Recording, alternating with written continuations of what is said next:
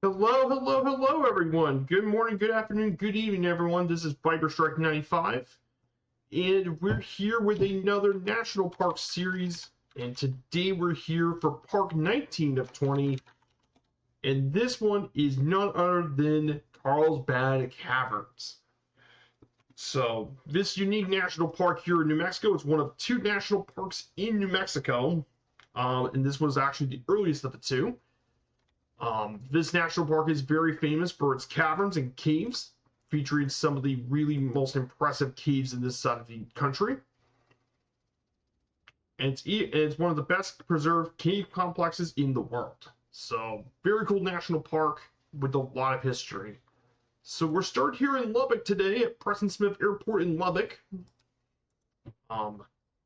So we're going to be doing some flying here across Texas and New Mexico, of course. Definitely a really neat place to visit for sure. So before we get started, I do want to say hello to everyone in chat, all the lurkers and stuff. I hope you're all having a good morning. So here's how this flight is going to go down today. So we'll start here in Lubbock, Texas at Preston Smith. This is the main airport in Lubbock, Texas. From there, we'll fly into downtown Lubbock. We'll go over to Texas Tech University. I wanted to fly over Texas Tech.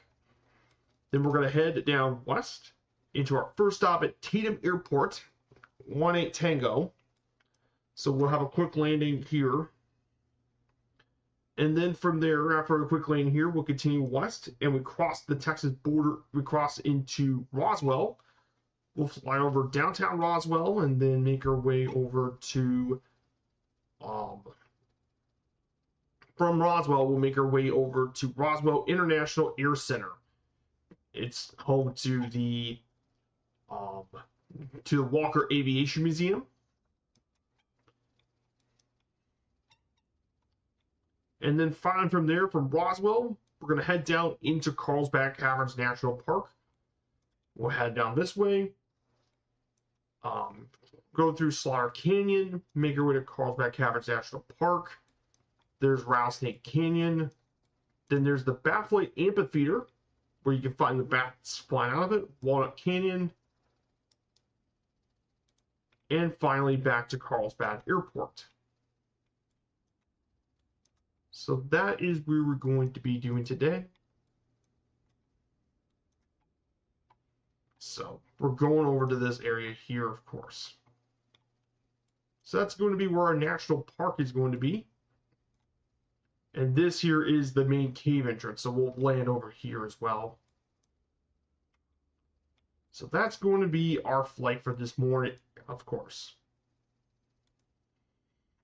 So we'll take the NX Cub today. It has more performance than your traditional X Cub, so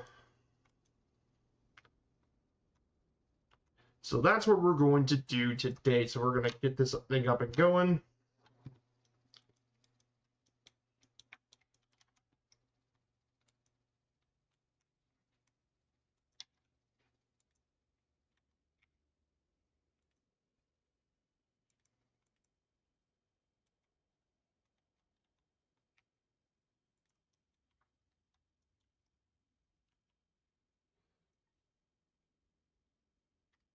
So we're going to do this, turn everything on. And we're going to booyah. We're on, baby. So we're going to go take off from runway 17 left. And our head's going to be 206 degrees.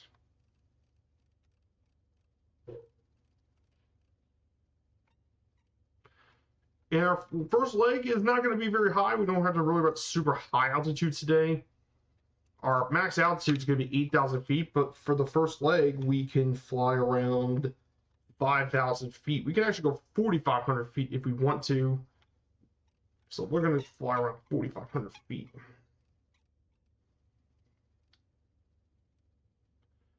For our first leg. So we're going to go ahead, do that, and we're going to go ahead and taxi to runway 17 left. So if you guys don't know this airport, this is Lubbock Preston Smith. This is actually Texas's 8th busiest airport in the state of Texas. named after former Texas Governor Preston Smith of Texas Tech University. And it's actually the first busiest airport among the smaller Texas cities, which is behind both Dallas airports, both Houston, San Antonio, Austin, and El Paso. So,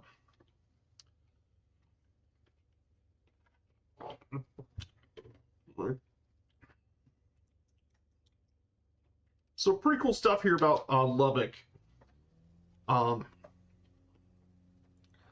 course, it mainly flies to Dallas and Phoenix, with other routes into Austin, Houston, Las Vegas, and Denver.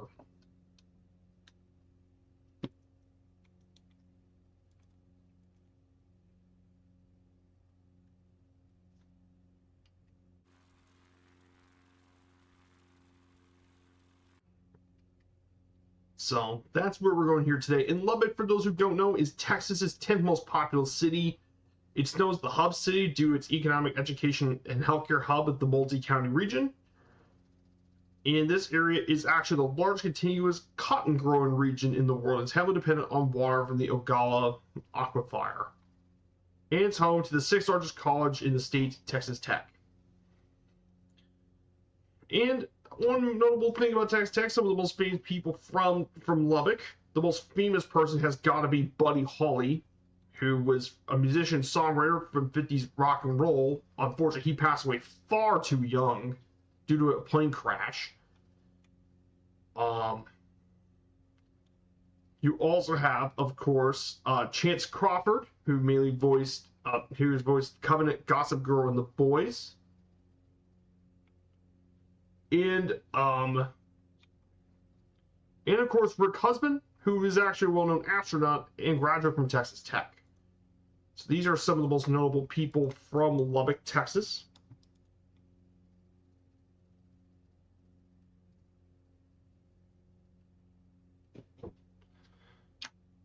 So here is Lubbock, Texas. Really cool city, of course. Texas Tech is the main university we're flying over. Most well known for their sports. And they have some pretty famous alumni. In fact, 5 astronauts have graduated from Texas Tech. You also have the former governor of Texas, Preston Smith. And of course, sports are a big deal. Patrick Mahomes is probably their most famous alumni, is Patrick Mahomes. Anyone who knows sports should probably know Mahomes. Should probably know Patrick Mahomes. It's the quarterback of the Kansas City Chiefs. He's from Lubbock. He graduated from Texas Tech football. Donnie Anderson, Zach Thomas, and many other football players have actually graduated from Texas Tech. So we're going to go ahead and turn right. So we're going to turn right.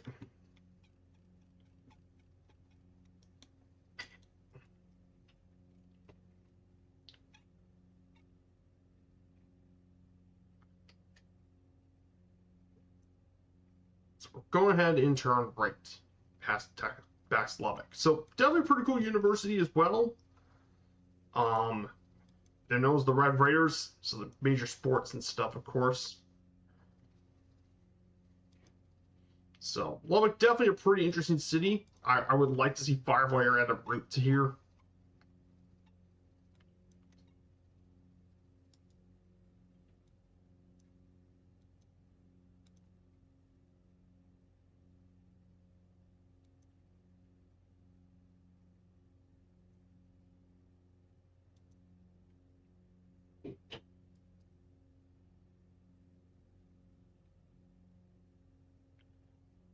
So we're going to head out this way, and we're going to head into this direction for another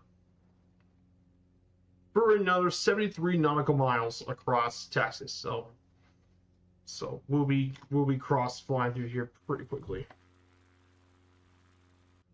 So before I ask you guys, we started the notes. I hope you guys have had a good weekend so far. I hope your all's weekend is going all right. So we've done some pretty interesting stuff for for firefighter, of course, I did a lot of grinding yesterday to catch up.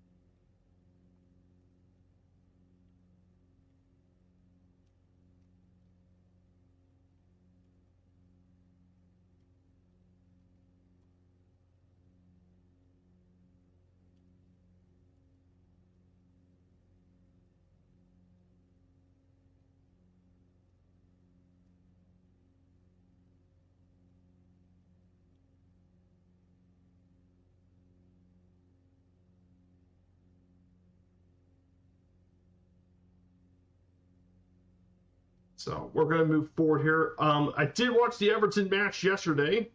The Toffees got a very big win on the road at St. James Park.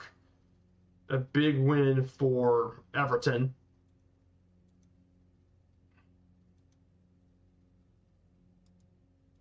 So pretty big win for the Toffees on the road at Newcastle. And now Everton is ninth, assuming all this, of course, with Fulham and Tottenham.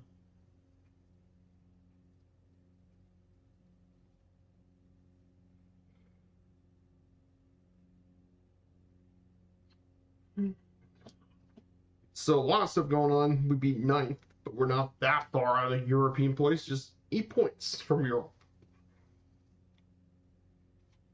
So doing pretty good, of course. So that's what's going on for me. We got some other stuff in the community, of course, this week. I know Allison's gonna be back with her streams on Tuesdays and on Tuesdays and stuff.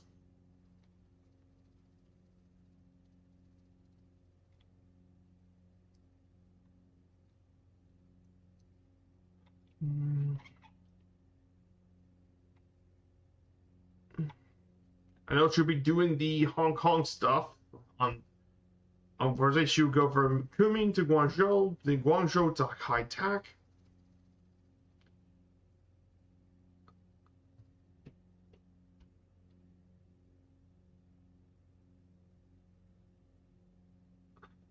And then, of course, Kai Tak and all that. So, should be interesting for her airliner on Wednesdays. And then Tuesdays is going to be mainly Ontario to upstate New York.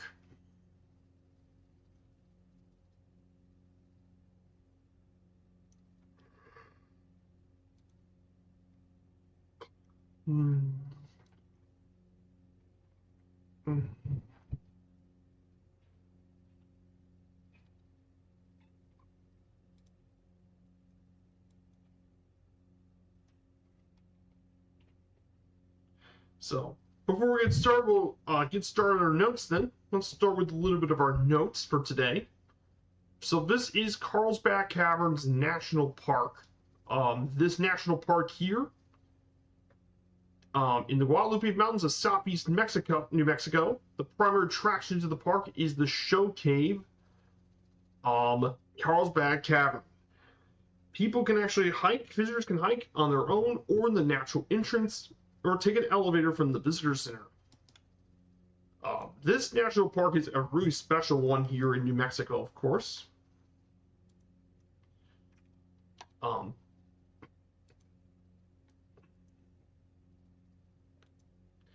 Hey, you gonna see a Paracaldea? Yeah, what a pity.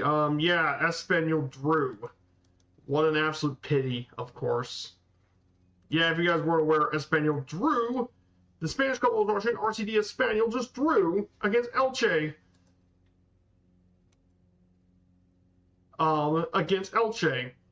They had the lead until the end, and unfortunately, due to a VAR hand call, a VAR assistant referee call and a handball, Elche got the penalty equalizer. And I thought Elche was our best chance to get it, but as they didn't win all year, all 2006 so far, so Yeah, what a pity. And it was a shame too because it was close. Well, at least if it's one consolation prize, Elche didn't get the win either, so I guess you gotta take what you're gonna get, of course. But thankfully, though, the next match for us, for Espanyol, is going to be Real Oviedo. And I actually think we got a good shot to win that one, considering Oviedo they've done better under Almada, but if you look at Oviedo's results, they've been like us, pretty unlucky for the most part. Except for the one win at home against Girona. So I think we got a shot, but we'll have to wait and see. No worries. You got a stream in Switzerland? No worries, my dude. Thank you for coming on by, of course. So Carlsbad Caverns, of course, is located U.S. Highway 62, 180, southwest of Carlsbad, New Mexico.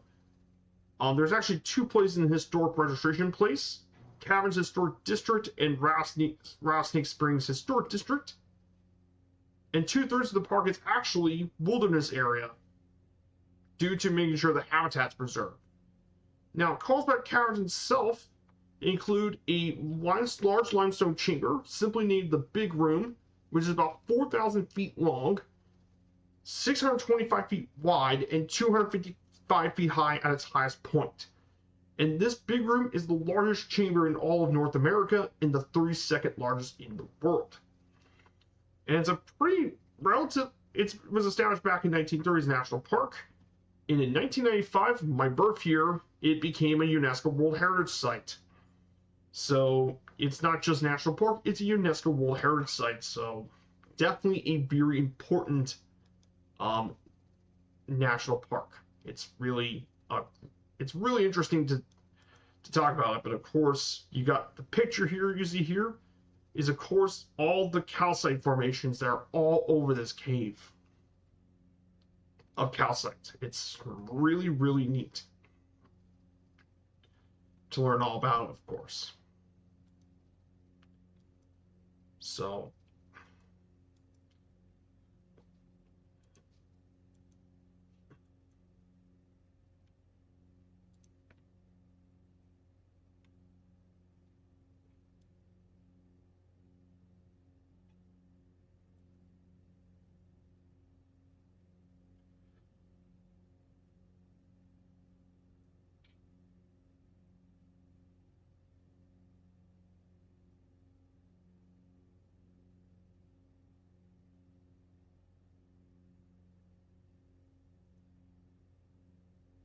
we're going to go ahead and move forward.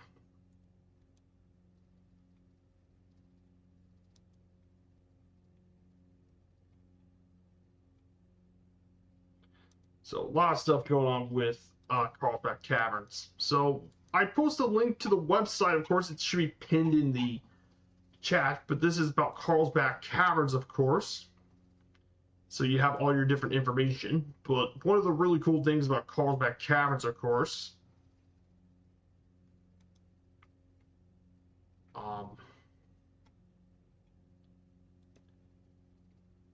is of course you can take the tours of the caves in a lot of different trails and stuff.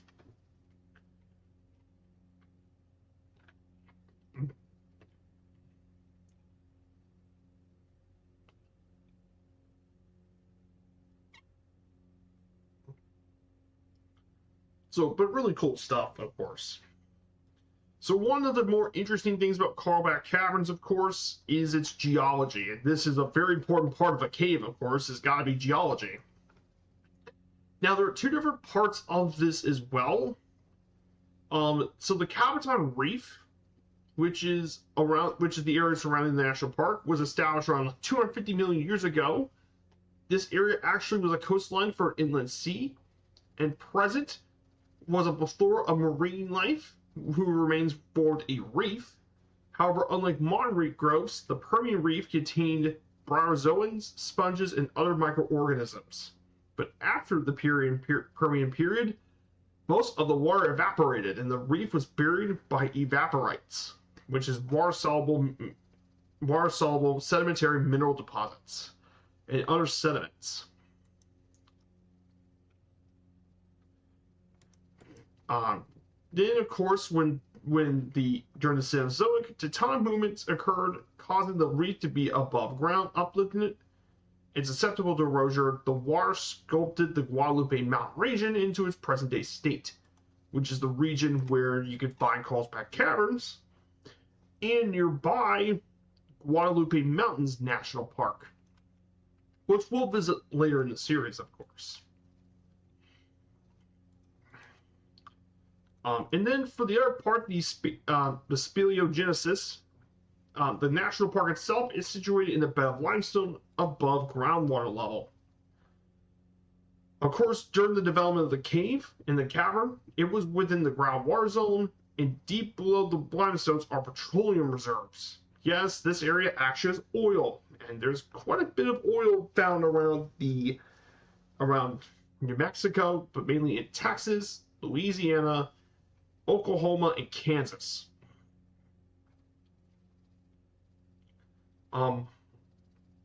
Erosion above ground created the natural entrance to the cave within the last couple of million years. And exposure to the surface has allowed for influx of air into the cabin, with rainwater snowmelt going to the ground pickup for carbon dioxide. So, pretty interesting stuff. Now, of course, what you see on top of the roofs of the caves, known as stalactites. They were, in addition, water in the floor of the cavern contain carbonic acid and generate mineral deposits, known as stalagmites. And the growths from those upward are those stalagmites. So basically, the difference between a stalagmite and a stalactite is stalactites grow downward, stalagmites grow up. And different formations of these speleotherms can include columns, soda straws, draperies, helicites, and popcorn.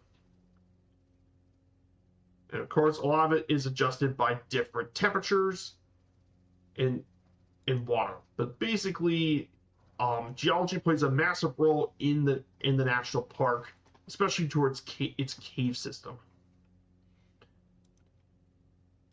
So, very important to take note.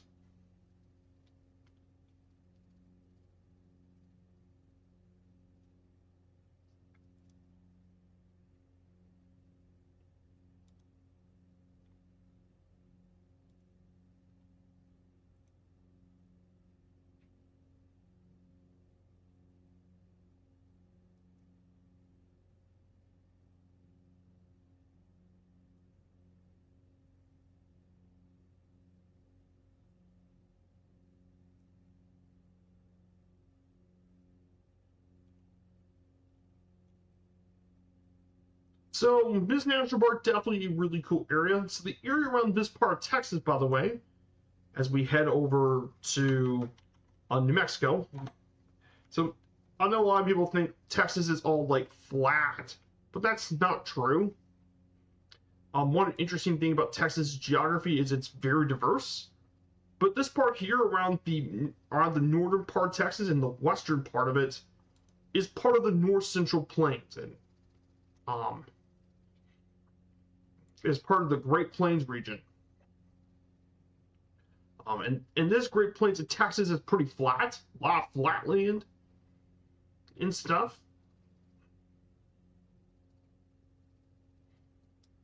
But that's one of only many geographic areas in this state of Texas. If you go further east, let's say you head around Dallas and head east, you get into more of the North Central Plains and all that, with Wichita Falls and Dallas and all that, with lots of forest land with oaks.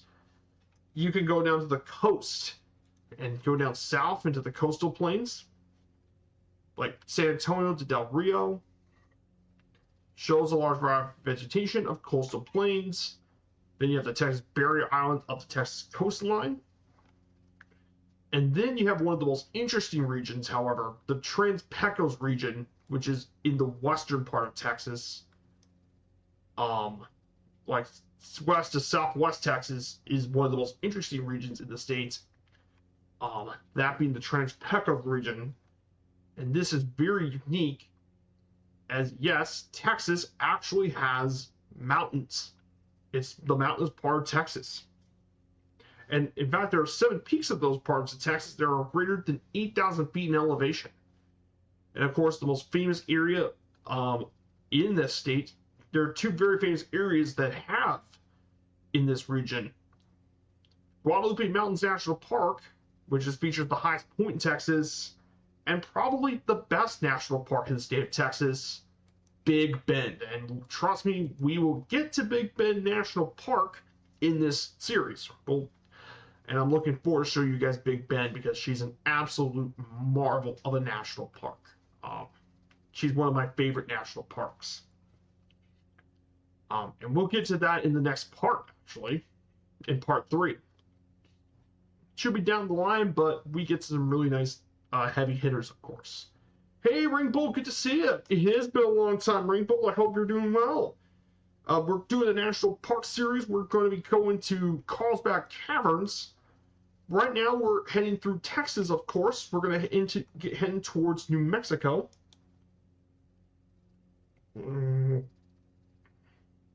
So I hope you're doing well, my dude. We start from Lubbock. We're going to head west into Tatum, across the border to New Mexico. Then we'll have a detour. We're going to actually visit Roswell, of course, the city you all know of UFOs. We'll fly around Roswell and make our way to Roswell International Air Center in New Mexico. And finally, of course, we'll head to Carlsbad Caverns, which is going to be a lot of fun. Oh, no worries, Ringbolt. I understand you'd be a little bit tired, of course. That's understandable. So, that's more understandable.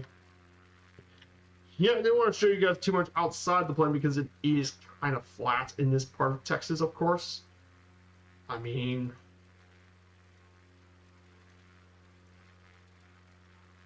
Oh, look, Mert's put a schedule out this week.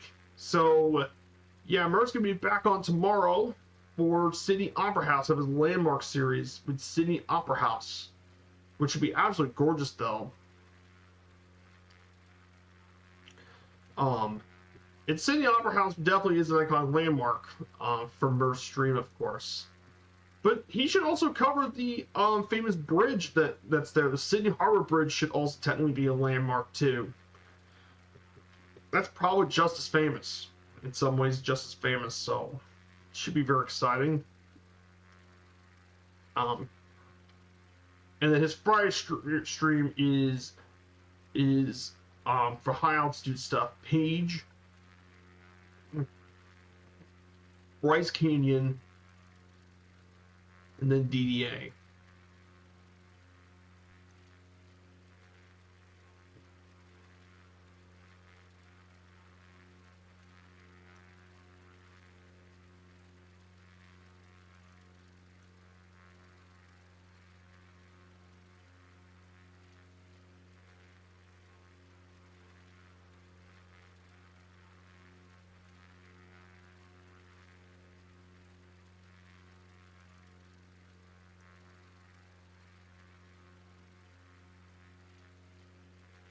So,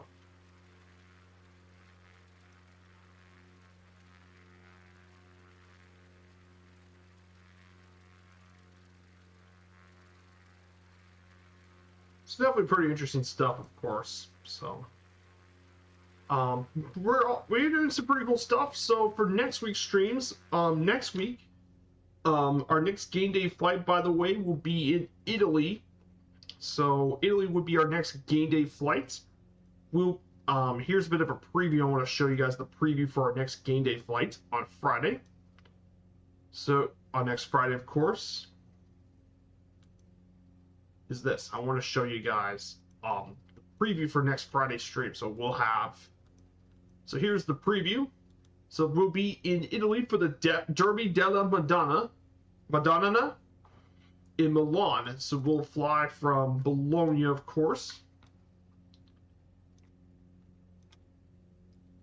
From Bologna, of course.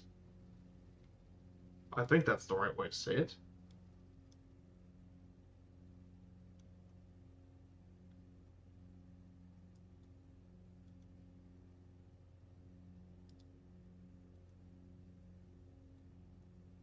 We'll fly from Bologna.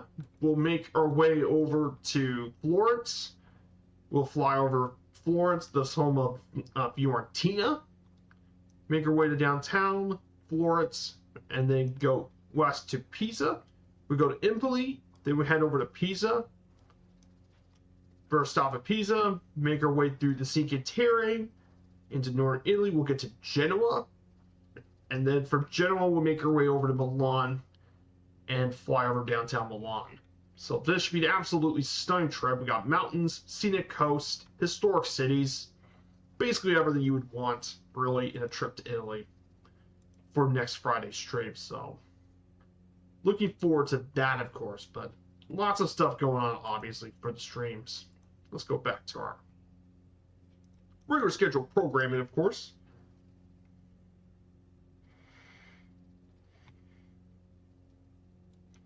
So we're getting to Tatum pretty soon.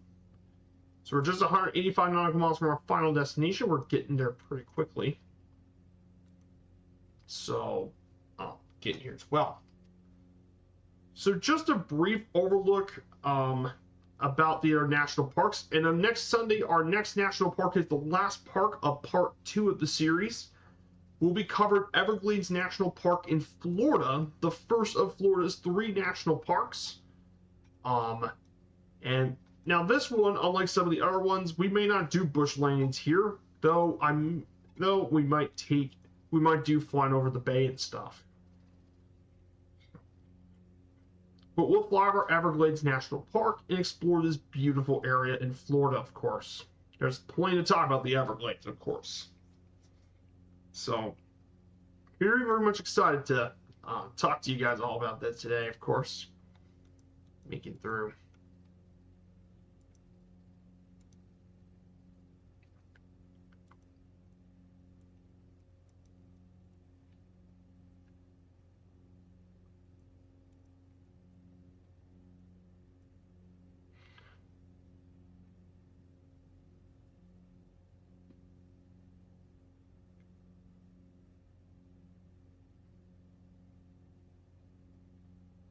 So.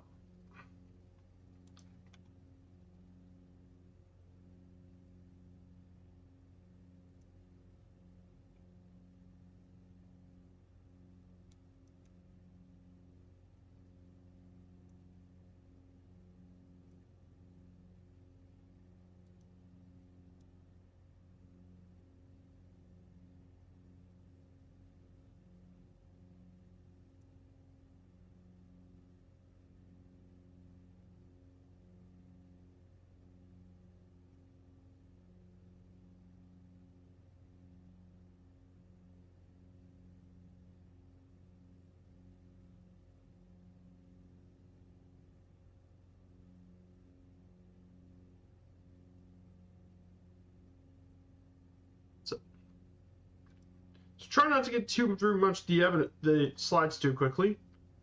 So there are some history about this national park and some of the bits of history here at Carlsbad Caverns. One of the more interesting things about Carlsbad Caverns National Park was this national park was very interesting in a way. The history of this is actually more recent than you think. It actually started back in 1898 when a teenager named Jim White explored the cavern with a homemade wire ladder. And Jim White ended up exploring pretty much many of the rooms, and he named many of them. The Big Room, New Mexico Room, King's Palace, Queen's Chamber, Papoose Room, and Green Lake Room.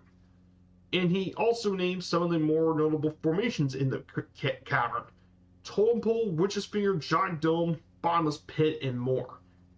Of course, the towns of Carlsbad, which lends its name to the Cavern National Park, is actually named after the former Czech town, Carlsbad, which is now known as the city of Karlovy Vary, which means Charles Bad. But of course, until 1932, visitors had to walk down a switchback ramp that took up 750 feet below the surface. And the walk back up was tired for some, so in 1932 they built a large visitor center which contained 2 elevators to take the visitors in and out of the cavern, which is now what it is today. And of course, the national park came to existence originally as a national monument in 1923 by President Coolidge. Of course, it didn't take until in 1930 and May 14th for it to be a national park, which was by an act of U.S. Congress. So it took a bit of a while for it.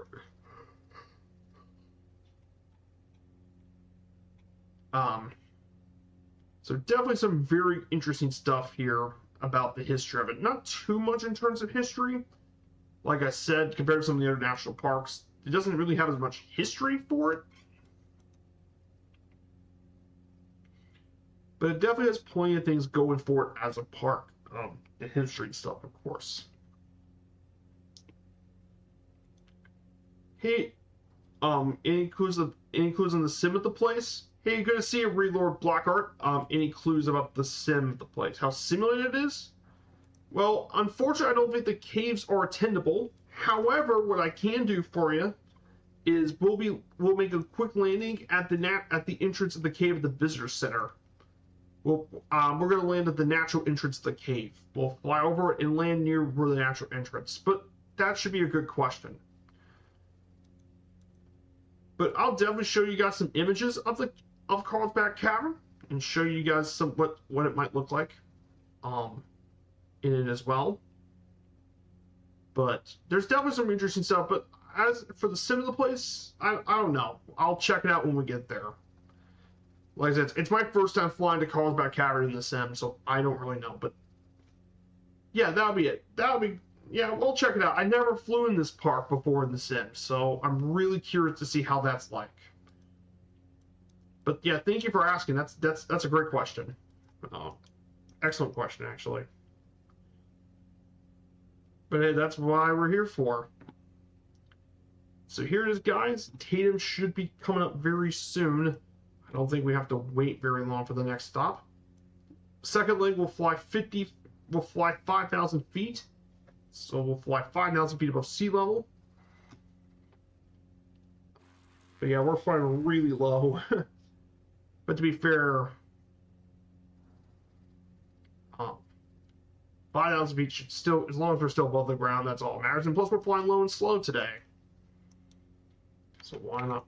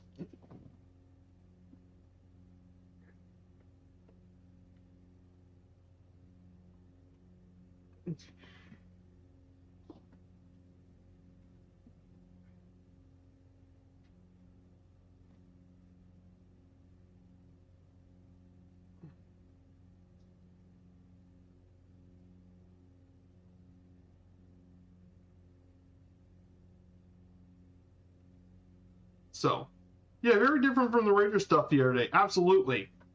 There's definitely a lot of stuff about the national parks. That's why I do the two series, because the sports one is more with history and sports and culture, and that's something I have a lot of interest in myself.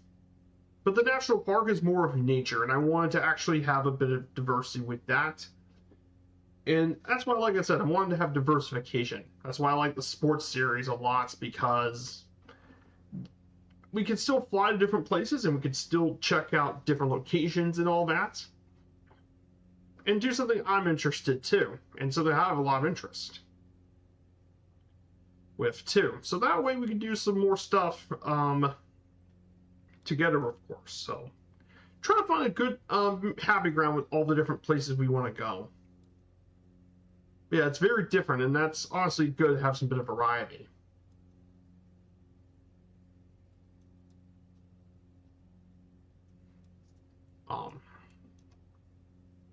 So Tatum Airport should be coming up very soon. I think it's right. Yeah, it's dead ahead of us. It's Tatum.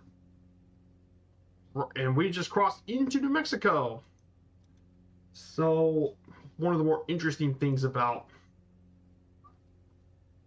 New Mexico. Now, if you guys aren't aware about the U.S. state of New Mexico, I do want to talk about it. Now, we covered it during our 50 States in 50 Stream series a while back.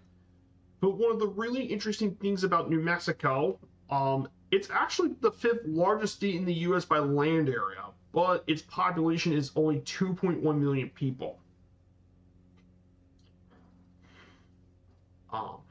So it's actually a much larger state than people realize. It's actually a pretty huge state, especially compared to some of the other states in the country. I mean, the only states that rival New Mexico in size are the U.S. states of Alaska, California, Texas are the top 3, and you have Montana. So, but yeah, it's actually a very big state. So yeah, don't underestimate New Mexico, and it's also extremely diverse geographically. Tons of diversity. I mean, you have everything basically from wide auburn colors, verdant grasslands, broken mesa, high snow-capped peaks. Lots of diversity in New Mexico. This region particularly, we're on the eastern edge of it, which is probably mostly desert. But New Mexico is such a geographically diverse area that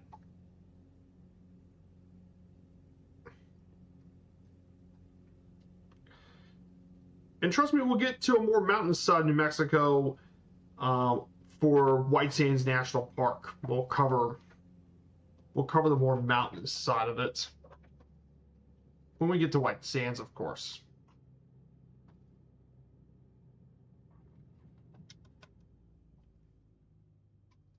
And we're down. So we'll stop right here. We'll rest for a minute and we'll get right back up very shortly. I drove through a few times, but on the 4 I didn't really see much. Yeah, I-40 getting to New Mexico, by the way. It makes sense considering an I-40, you only reach the central part of it, which went through Albuquerque. Now, Albuquerque's a really cool city, from what I've known. I flew into Albuquerque more than a few times in both 2024 and 2020. It's definitely pretty cool. They got the really cool Sandia Peak, which is a very popular place for a lot of people. They have cable cars that go all the way to the top of Sandia Crest. You can literally take the cable car up there, which is really cool.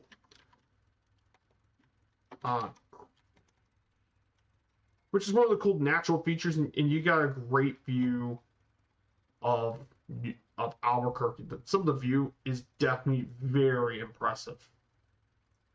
But outside of that, though, in Albuquerque, the rest is pretty much desert.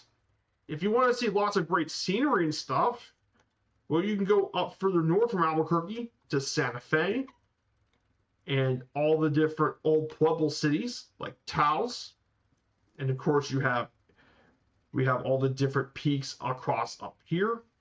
And you can take through New Mexico City 64. You can go through New Mexico 64 and you can get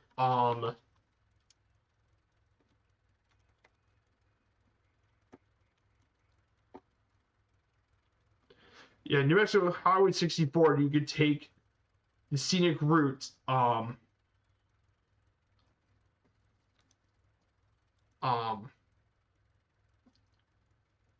through Angel's Fire as well, which is pretty scenic, of course. Or you can go further south of Albuquerque, and you can go into the White Sands region and visit White Sands National Park. But yeah, New Mexico is scenic. It's just there's not a lot on I-40 because outside of Albuquerque, it's pretty much desert. But New Mexico's a really cool state. It gets overlooked, but it's a really neat area. Plus, culturally, New Mexico is very rich in culture, too. Some of the cuisine and stuff is very, very unique. very different from a lot of other states.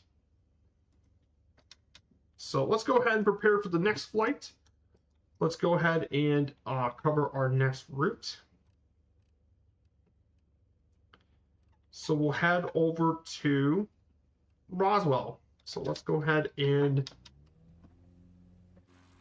head over here.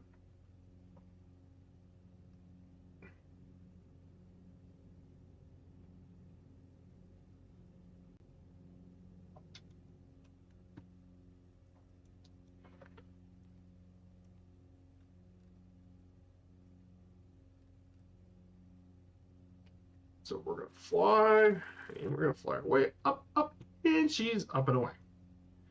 Nice.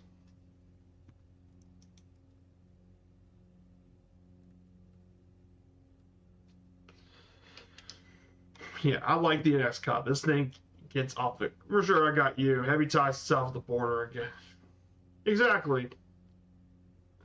Well, even though I live all the way in Indiana, I'm very knowledgeable when it comes to a lot of the U.S. stuff. I've done tons of flying here. But yeah, I do want to visit a lot of the West. Now, that's the main area I want to go in a few years, is visit the West. Visit the national parks out West, and visit all the really cool states. Like, the ones on top of my list, of course, would be Arizona, Utah, Colorado, New Mexico, and Texas would be the ones I would like to visit. In Wyoming, too, in Montana. Like, all the West I wanted to visit. So we're going to head further west into Roswell, actually. We'll climb to 5,000 feet, and then we'll talk about our next few slides. So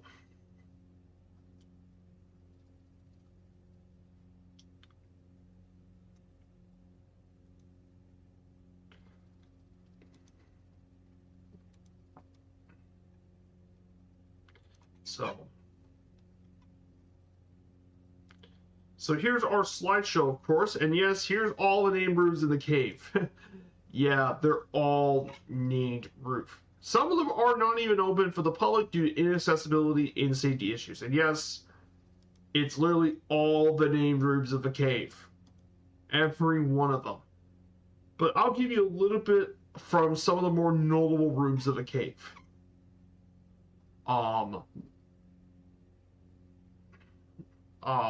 Here's one of the more famous ones. Here's some of the most notable named rooms of the cave. Bat Cave is very notable here because this is where the majority of Carlsbad Caverns cave population lives. And of course, this is where also the guano was actually mined in the 20th century. And yes, bat guano, which is the excrement, is actually it was mined extensively for fertilizer due to the high concentrate of nitrogen, potassium, and phosphate for plant growth.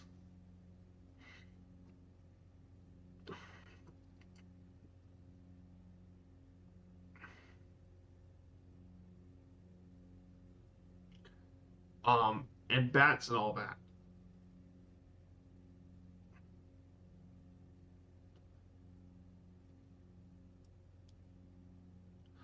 But it still is pretty important, though, to today. One really fun room is the Bifrost room that was discovered in 1892. It was about the Lake of the Clouds. Its name is referred to a Norse myth about a world sky that is accessed from Earth by a rainbow bridge. The lowest known point of the cave is the Lake of the Clouds, and it's located in a side passage that is off the left-hand tunnel, which is a long straight passage, and it's known for its largely contained globular cloud-like rock formations. In one of the first rooms found in here, of course, and one of the more interesting ones, is King's Palace, one of the scenic rooms named for its large castle-like formation in the center of the room.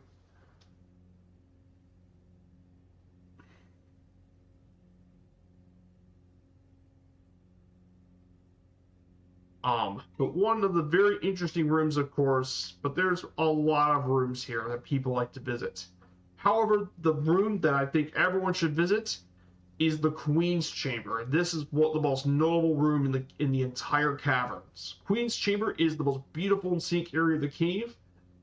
And Jim White's lantern went out in this chamber while he was exploring. He was in the dark for over an hour.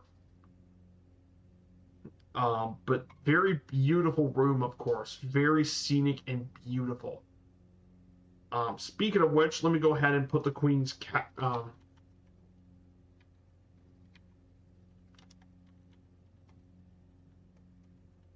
so this is what it looks like, of course. Queen's Chamber. This one. It's this room right here. That's what the Queen's Chamber looks like. Let me go ahead and put it into a new tab. Right here. So that is Queen's Chamber right here in the room. This is the most scenic I'll get this and fly around the same area for some bit of fun while I'm here. No worries. You're more than welcome to. Hey, good to see you. Hey, RB, Hyper RB Gamer, first time chat. Hello, my dude. Welcome on in. iFly 73 or PMDG? Ooh. Good question. Well, I don't have the iFly. I take PMDG. I take the PMDG 738 only because I don't have the iFly 738. But the PMDG 738 is fantastic.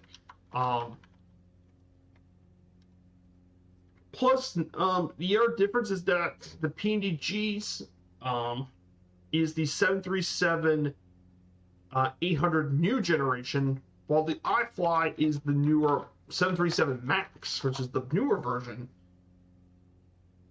But some people say the iFly is better. I say the PMDG is also really good too.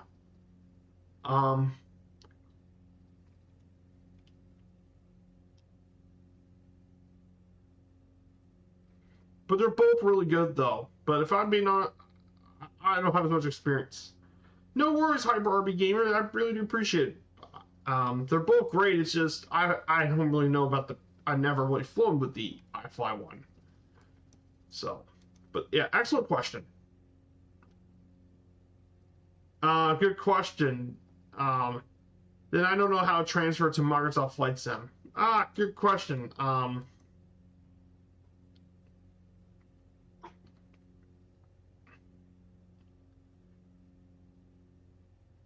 Oh, if you already had it for prepared P3D, you can actually give you a discount for purchase for Flight Sim. But I think it has its own installer and product manager and stuff. I think it would go straight to your community folder if you know where that's at. I don't have it, but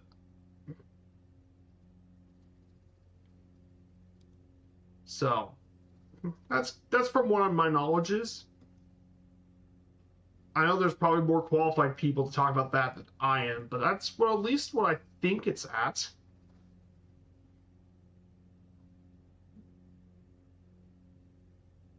I don't blame you for being a little scared. PMDG also has its own installer too that you can install as well. So basically you can go but it mainly goes in your community folder. It will automatically do it for you. So I think it would be automatically in your community folder. Once you install it and all that, it will automatically go to your community folder. That's probably what it wants you to do anyway. I might be wrong, but I think it's going to be like many of the other stuff that's already ordered.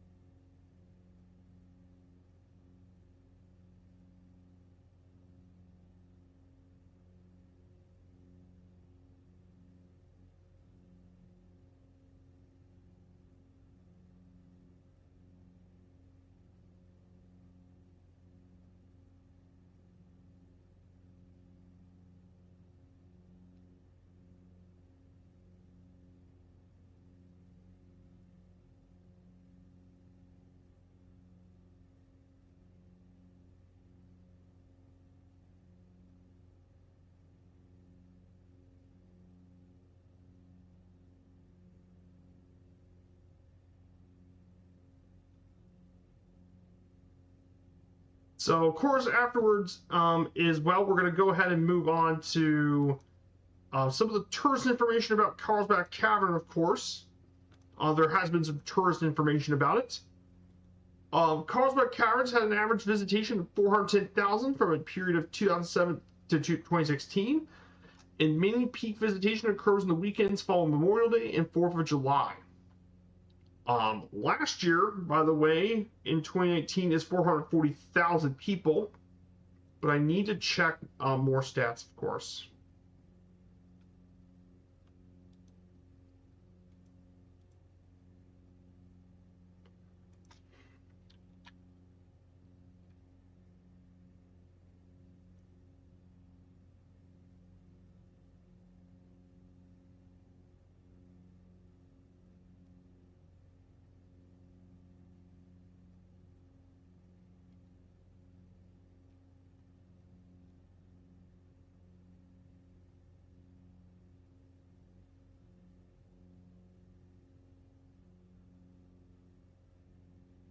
Carlsbad Caverns.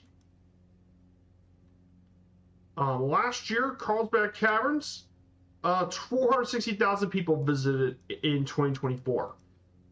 3 minutes for self-guided tours is often granted on holidays such as MLK Week, Junior Weekend, National Park Week, and Veterans Day Weekend. Camping is permitted in the backcountry of the park, but you do have to require a permit. However, one of the really cool things about this national park is one of the extra events hosted here is for bat flight viewing. And the program is given early in the evening at the amphitheater prior to the start of the flights, with ferries with sunset time, and flight programs are scheduled for Memorial Day weekend through the middle of October.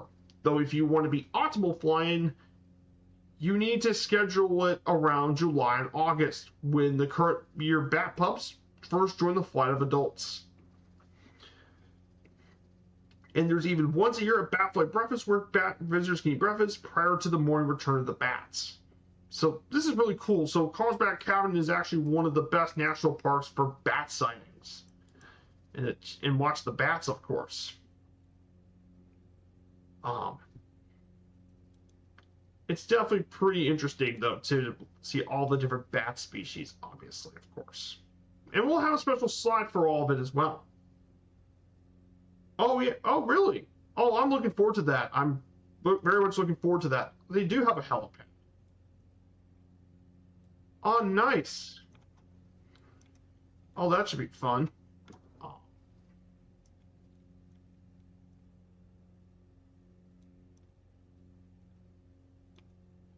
Ah, really cool.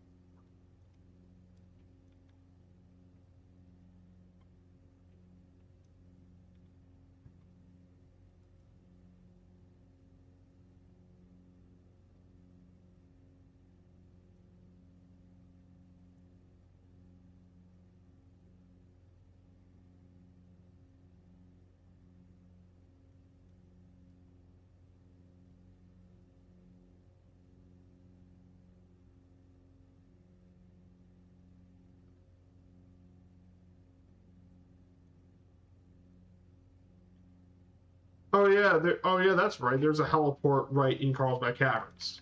That's right. There's one right next to it. Okay, that makes sense. I just don't turn the heliports on because, well, because I don't really fly helicopters, so I don't want it cluttering up my little nav map.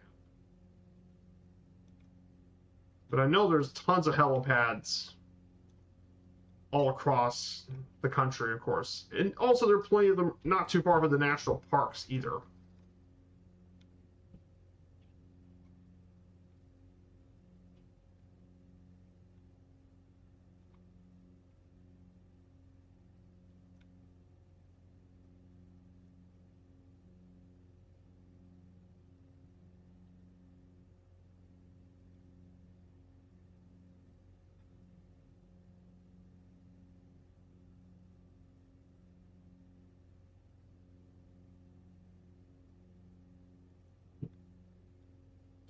So pretty cool stuff. So we're going to be visiting Roswell, actually. So if you guys wonder why the heck we're heading to Roswell, New Mexico, Well, the reason we're heading to Roswell is, first off, it's something pretty funny. Roswell's actually New Mexico's 5th biggest city, by the way, with 48,000. But no, the real reason we're actually heading down to Roswell is because of it, because it has a lot of history with UFOs. As Roswell was the site of the infamous Roswell incident that occurred in 1947, and it was the basis for UFO conspiracy theories still to this day. And it was debris found by a rancher after alleging that the United States recovered an extraterrestrial craft after metallic rubber debris was discovered by the Roswell Army field personnel. And they announced the presence of a flying disc. And it made international headlines. However, it was retracted and it was discovered from an uncrewed military balloon train.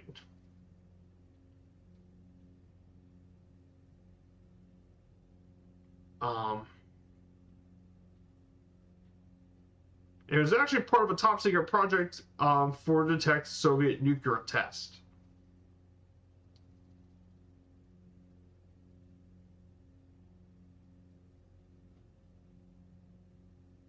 And of course, the incident, however, has had through many changes over the years.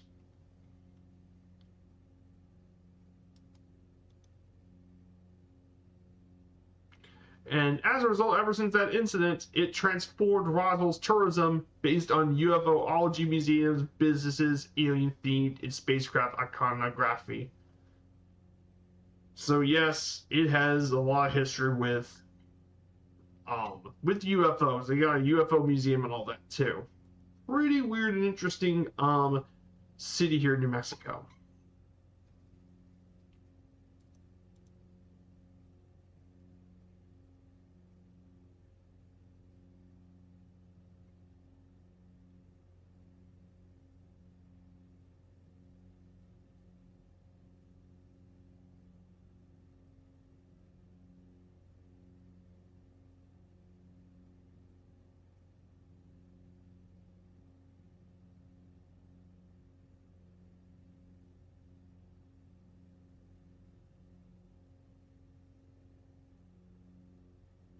So pretty weird and interesting about Roswell. Very interesting community, of course.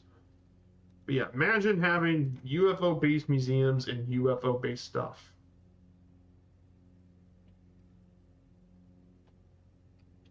So we'll fly over the town of Roswell and we'll make our way into Roswell International Air Center. So be looking forward to that. So.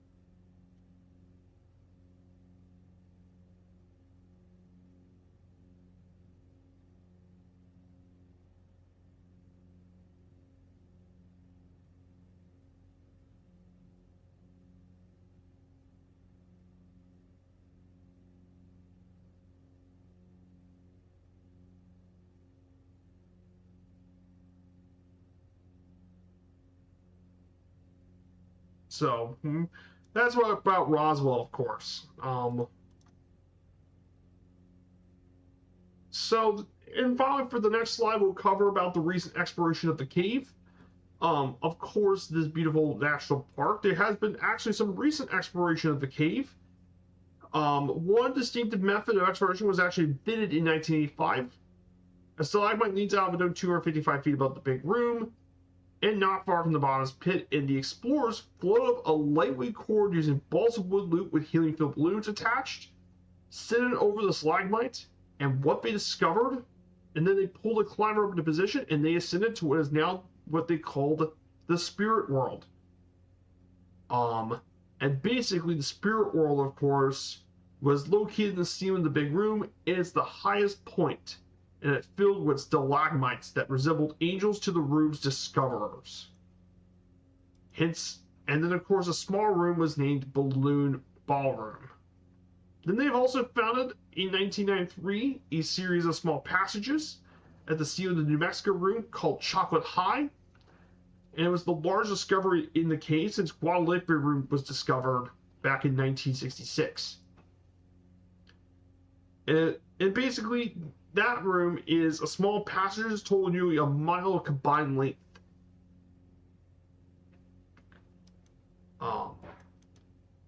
One very interesting thing, though, was on October 31st, 2013, a cave technician that was exploring the Spirit World area accidentally discovered a new chamber hundreds of feet up from the main area, and they named it Halloween Hall after the date of its discovery. And the room's diameter was about 100 feet in diameter, and more than 1,000 bat bones were discovered in that room. Yes, 1,000 bat bones. Because, well, bats used to live in this area. And finally, in 2018, a team of explorers squeezed through a tiny passageway in the mystery room and discovered an area of the cavern that have never even been surveyed before. And they added tons of new names in the map. The Tomb of the Sky Bears, Lay's Lament, and Wriggler's Relief. And they also mapped the second deepest part of the cavern, called the Lake of Muddy Misery, which is only 13 feet higher than the Lake of the Clouds. And continued exploration by volunteers pushed it to almost 40 miles of Carlsbad Cavern. 40 miles more, guys, in the cavern. It's actually insane just how many parts of the cavern there are in all this area is in Carlsbad Cavern. That's pretty crazy.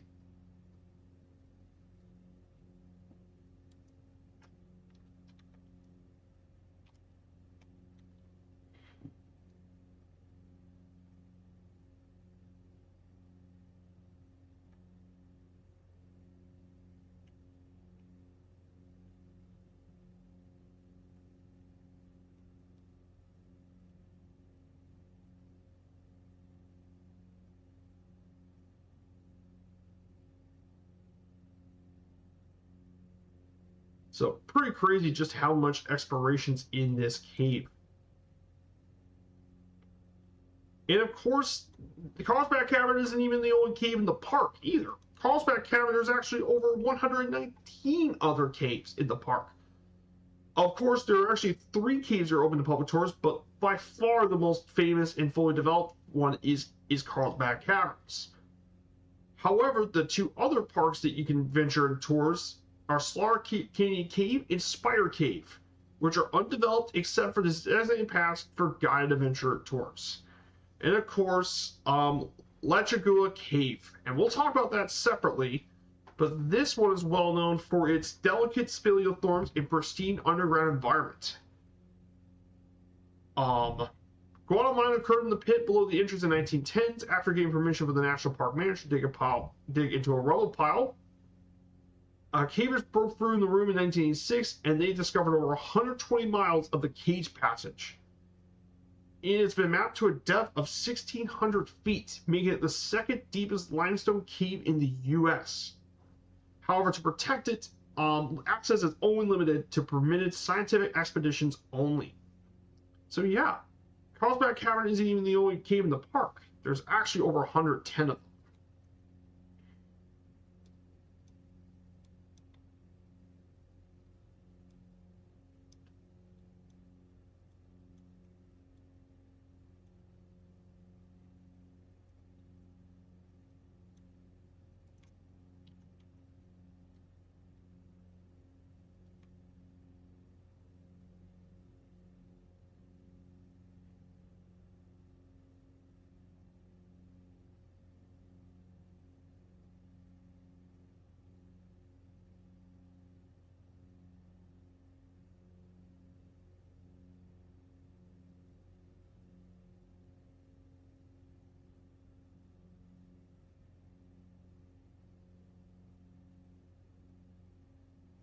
So that's pretty impressive, though, guys, if I say so myself.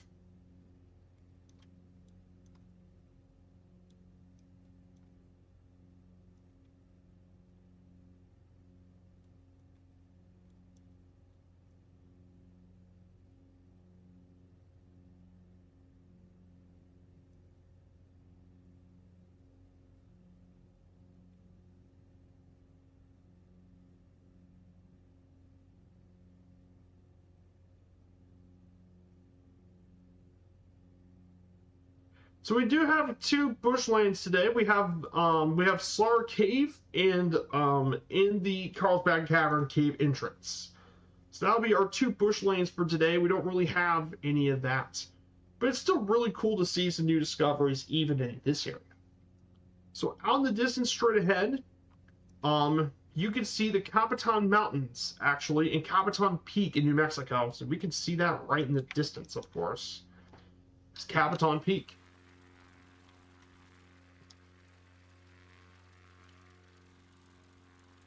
Pretty neat area, of course.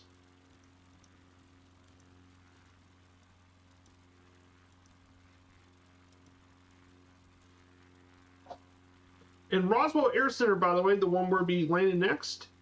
Of course, this is mainly used for American Airlines to get to Dallas, of course.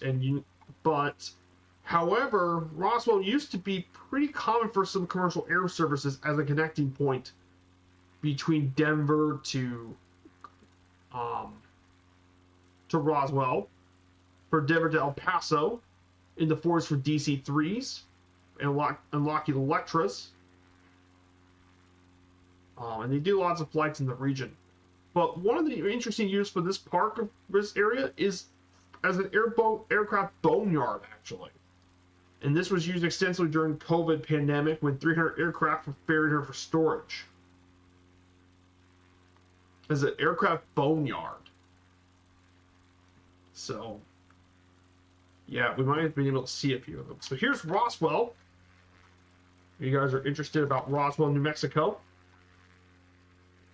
So there it is. And there is Capitan Mountain straight ahead.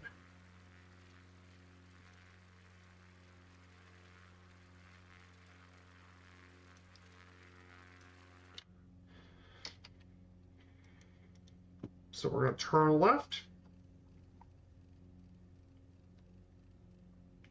And we're going to head down 175 degrees. So we'll head here.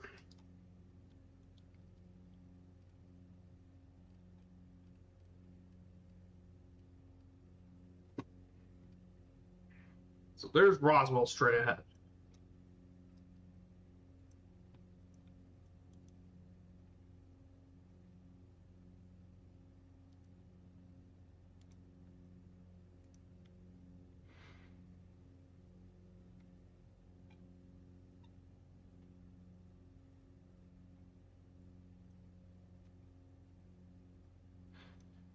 So really cool stuff. And here's Roswell Air Center.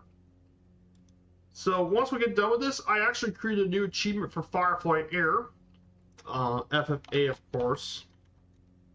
Exclamation point Firefly Air, the virtual airline. I got to create 2 new achievements today. I did 16 achievements for Firefly Air, of course. That's going to be released throughout the weeks, called Start Your Engines. He wanted me 6 knots, wanted to ask me to do an achievement for Firefly Air, a 5-link achievement, and I did more than 5. Turns out, true to my form, I always did 16 of them.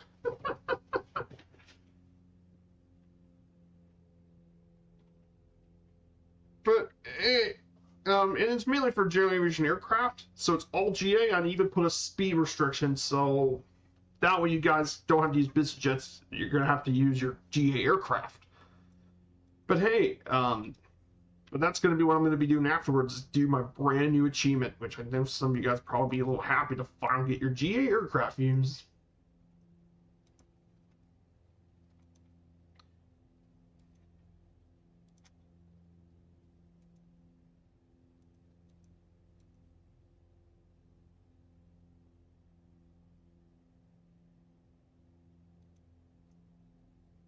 So here we go.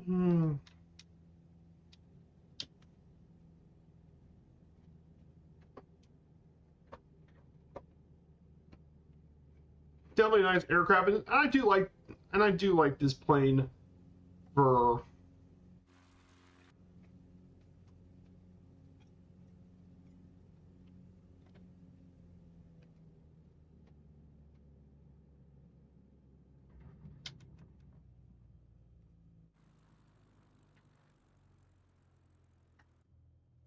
Yeah, like I said, this plane's great for STOL. The good old NX Cup.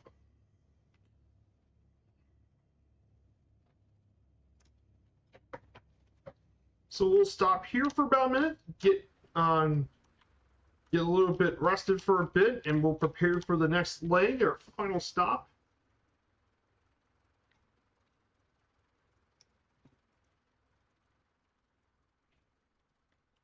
I think Roswell is actually one of the. Is it handcrafted? I think Roswell is one of the handcrafted airports in the sim. Yeah, it's handcrafted. I didn't know about that. So yeah, Roswell Air Center is actually a handcrafted airport.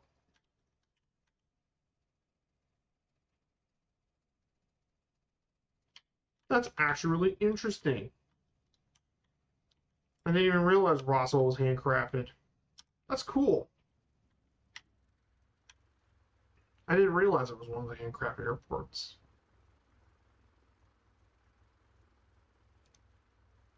Oh yeah, that's right. I forgot. The Roswell Air Race, of course. Why did I think about that? Yes, the National Championship Air Race is going to be in Roswell. I forgot.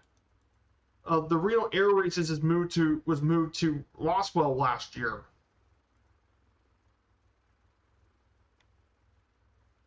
Oh, that's right. Thank you for that, Typhon. I was such a blitter in Egypt.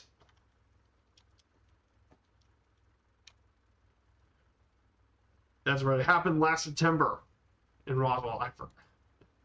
Look. There's a lot of things. I'm smart on a lot of things, but even I'm bound to forget things. And I know I have my shortcomings. I'm bound to that. But yeah, that's right. I didn't realize that. I mean, that makes so much sense. Well, then we're going to go ahead and depart out of our airport here in Roswell. We're going to head our way down to Carlsbad Caverns. Last stop, guys. So, last leg. We'll cover the rest of the slides from here. Our altitude for this leg, we'll climb it to 8,000 feet. And then we'll descend slowly but surely.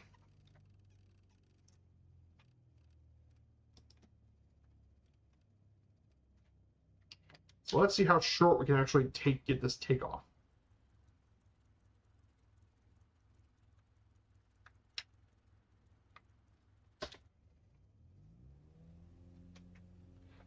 Here we go.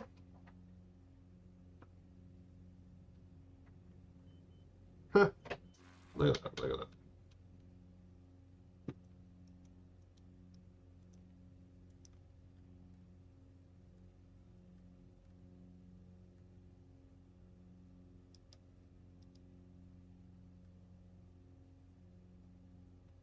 So here we go. All right, everyone. We're about to leave Roswell and make our way up to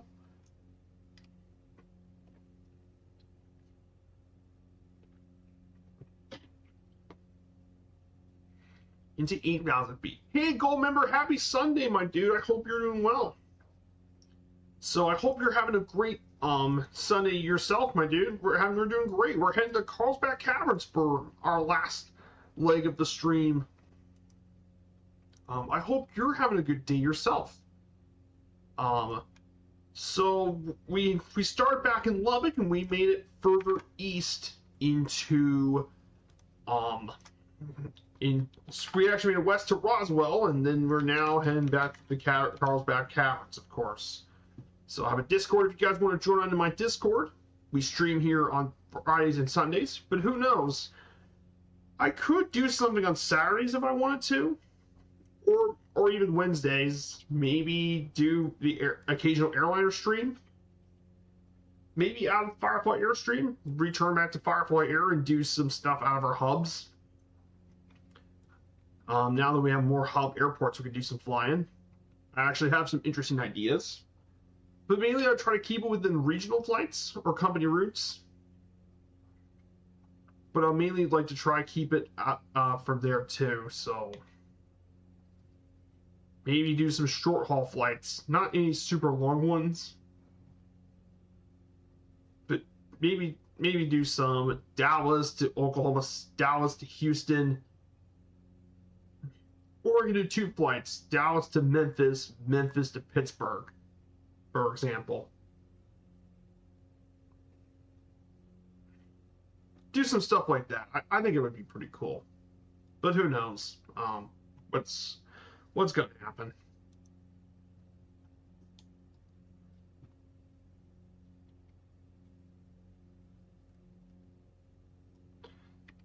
So we're going to continue on straight ahead. We're just about 89 nautical miles.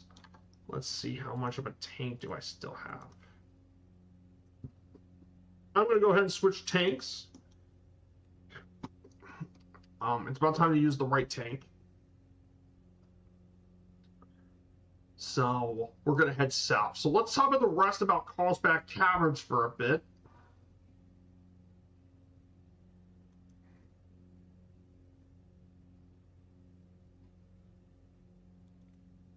So Carlsbad Caverns, of course, is the bats. And this is something very well known about Carlsbad Caverns, is, of course, bats. There are 17 species of them that live here in the park, and including many of the Mexican free-tailed bats. The most common bats in this cave are the Mexican free-tailed bats.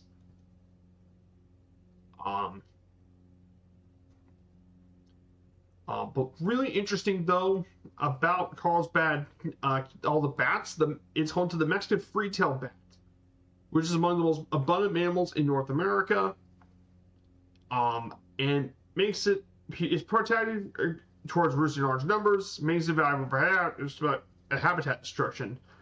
And for example, 1.5 million bats actually reside under the A&W Richards Bridge in Austin, Texas. So as a result, this bat is actually the Texas's state official flying mammal. But these animals are actually very important economically, as they attract tons of tourists. In addition, they were also used a lot for their guano for harvesting nets as well.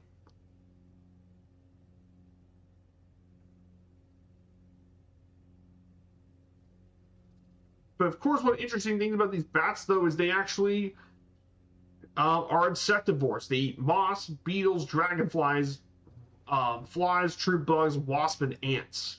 And they mainly catch them during flight, of course.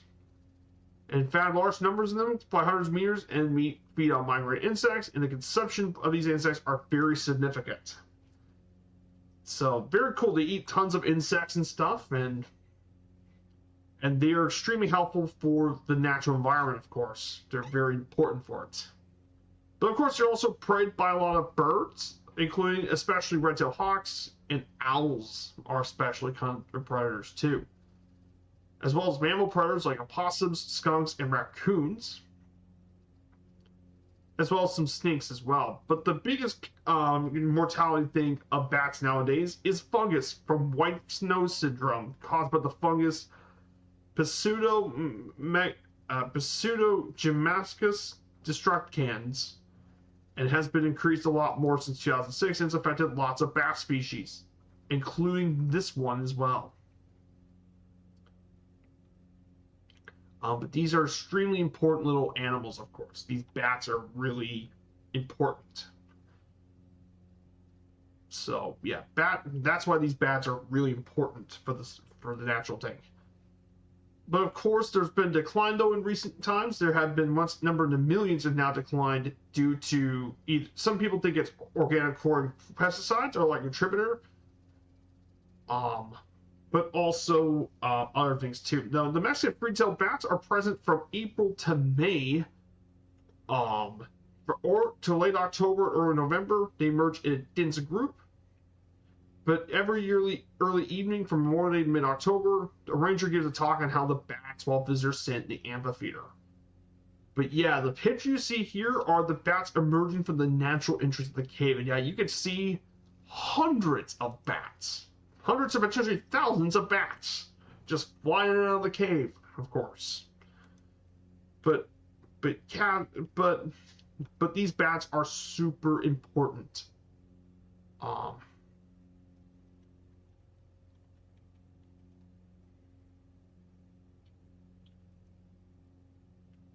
As well. So definitely very interesting though is definitely the fact that these bats are super important for the park. And of course there are other activities at the park.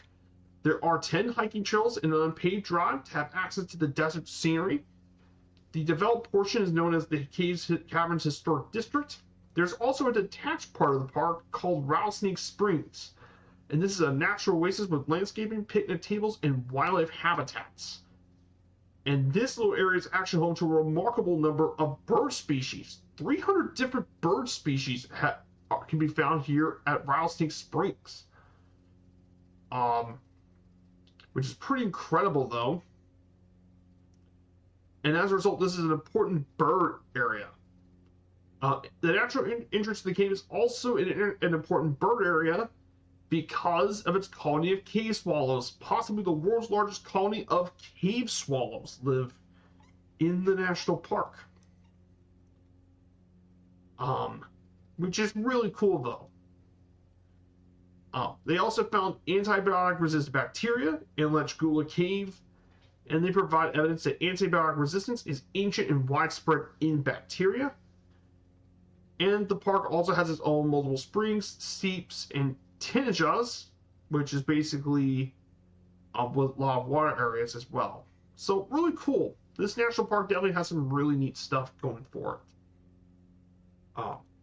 It's not really a great hiking park, but there are several of them to the park. So let me get to the website I usually do a lot for trails and hiking. All Trails is the one I mainly use for the hiking stuff. So if you look, Carlsbad Caverns National Park, it's loading through it. So yeah, there are 14 trails in the park.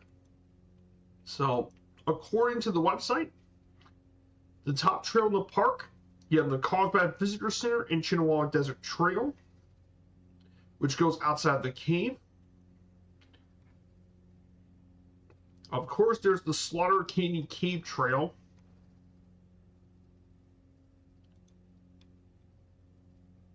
Then you have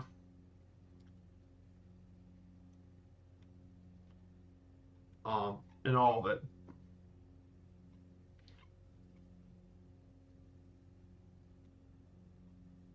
But the most popular one is the Visitor Center and Chinawala Nature Trail. That's the most popular trail in the park. And it goes through the area outside of a cave. So let me post this photo for you guys. But of course, you have also, of course, the natural trail. The natural entrance trail is another part of the park. In this one,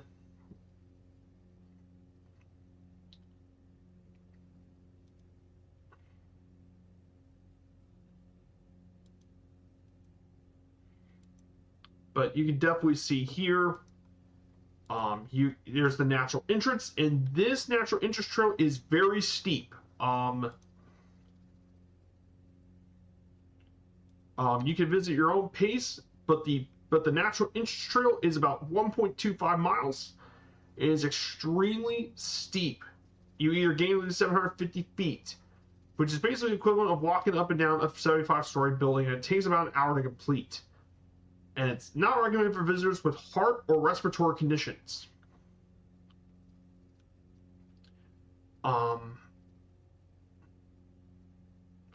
Of course, the other one's the Big Rim Trail, but this is outside, but definitely some really cool stuff. And of course, they also got pictures from inside the cave, too. Some really neat stuff. And these are pictures from inside the cave. I mean, yeah, you can even imagine the echo. Oh, yeah. Absolutely. The echo from a place like this.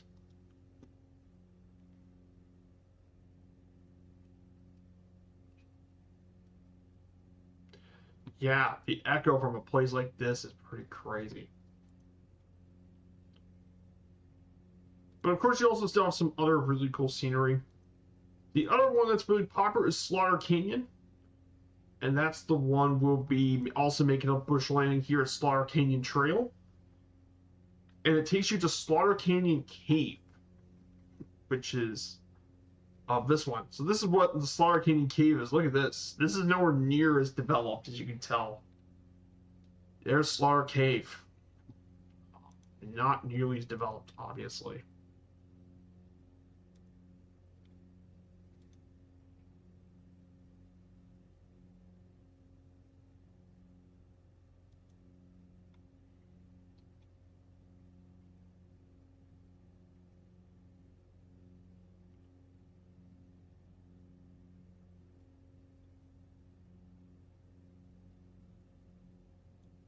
But yeah, Slaughter Canyon. The scenery should be pretty nice up here. But really cool though. Like I said, people can hike through this area. But yeah, some really neat desert scenery and stuff too. But yeah, really neat area here, of course. But yeah, that's what Slaughter Canyon looks like in the background. Pretty neat. Like I said, there might be more impressive canyons out there, but it's a solid trail. And of course, there is one more interesting trail, though. Now, of course, this connects it all the way from here to Guadalupe Mountains National Park.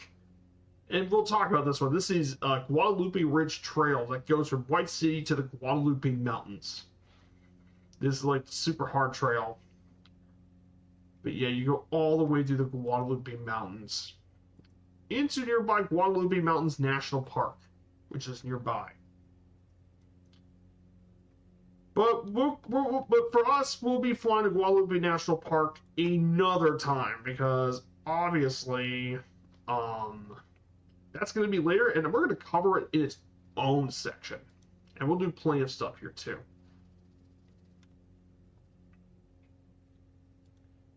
But yeah, this trail is actually around 100 miles long, so pretty impressive though. And if you guys want to see what Guadalupe National Parks look like, Guadalupe, just for a brief second, of course, is this national park here. This is Guadalupe Mountain. At the Guadalupe Peak, we'll make a landing there during the time. But I mean, look at that view. The highest point in Texas, actually.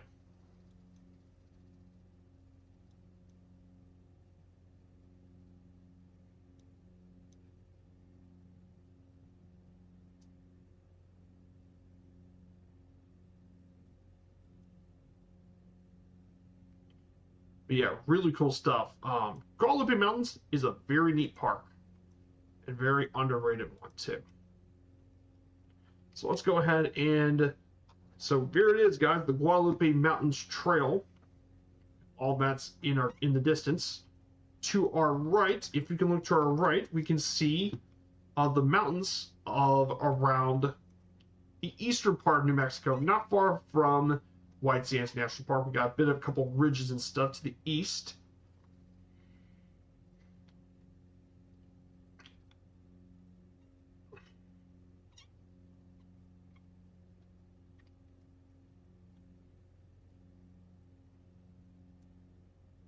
What's the elevation there? Okay, Guadalupe Peak. Guadalupe Peak's elevation is around 8,700 feet. It's almost 8,800 feet. It's halfway between 8,700 and 8,800 above sea level. It's the tallest peak, highest natural point in Texas. So yeah, pretty cool area though. Very neat part of the park, of course.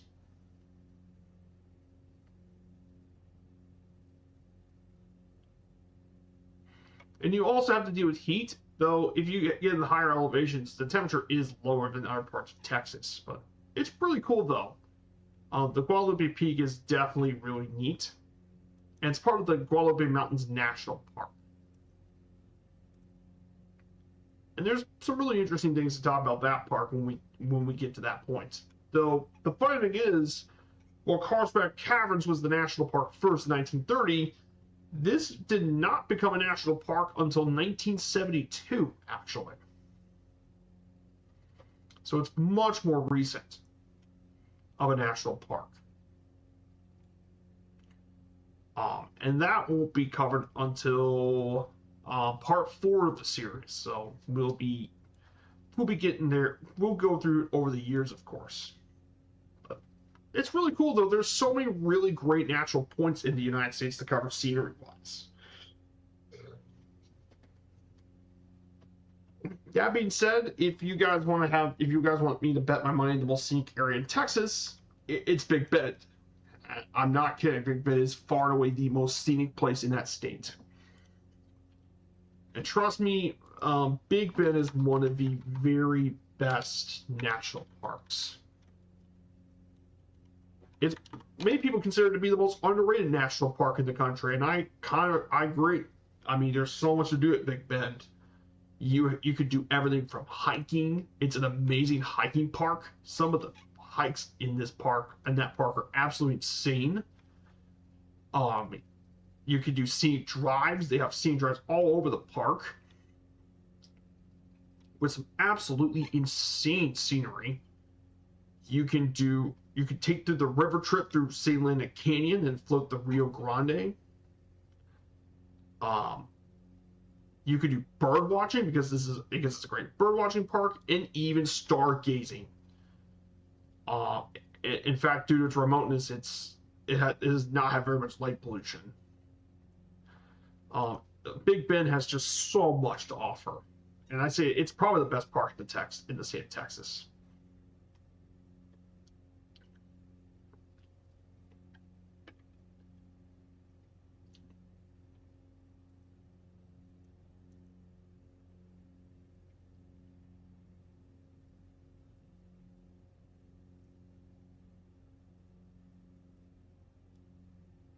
So looking forward to this as well.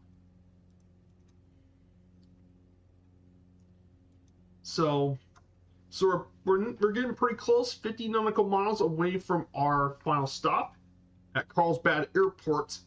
So we do have 2 bush lanes today: Slaughter Canyon Cave and in the cave entrance right near the Bat Amphitheater. So that'll be our 2 entrances. We'll fly through the rest and make our way to Carlsbad Caverns. But I'm looking very much forward to exploring this area. This is my first time visiting this place, so should be a lot of fun here, of course. So let's take a look outside the plane for a bit and our scenery. So yeah, we can see the Carlsbad Mountains out in the distance, the Guadalupe Mountain Range out in the distance.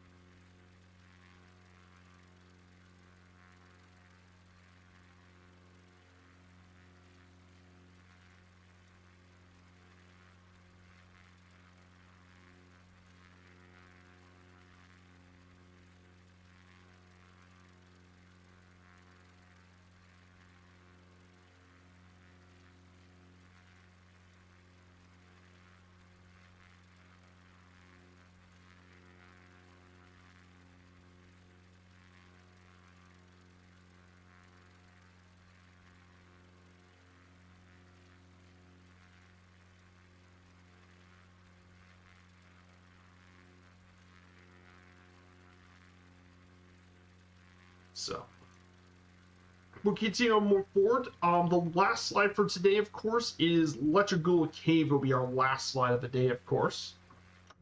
So yeah, you can see, guys, Guadalupe Peak in the east. Right ahead of us is Guadalupe Peak, way out in the distance, of course. That sticks up. So our last slide is Lechuga Cave. We'll get through the canyon and all that. But Lechuga Cave is, which is actually very unique in the national park, known for its unusual geology, rare formations, and pristine condition. It's actually, at 152 miles, it's the 9th longest explored cave in the world. And it's the 7th deepest cave in the United States at 1,588 feet deep. The cave is named for a canyon which is injured, and it was also named for the agave lechula, which is found only in the deserts, and it's a plant of agave. Of course, cave access is incredibly limited, with only to approved scientific researchers, exploration teams, and National Park Service management-related trips. And it was undiscovered. It was known until 1986 as a small, insignificant site. However, of course, when people discovered it, it was absolutely insane. Of course, this area has tons of really cool features. And they discovered some really cool features here. In 2012, a team led by Derek Bristol, Colorado, climbed more than 410 feet into a dome and discovered several passages, pits, and large rooms. And this new section was named Oz because many of the features were named after items for the Wizard of Oz, including a large room that's up to 600 feet long, up 150 feet wide, and 150 feet high, named Munchkin Land. And it was the longest known, deepest known cave until 2014. But some of the really cool stuff here.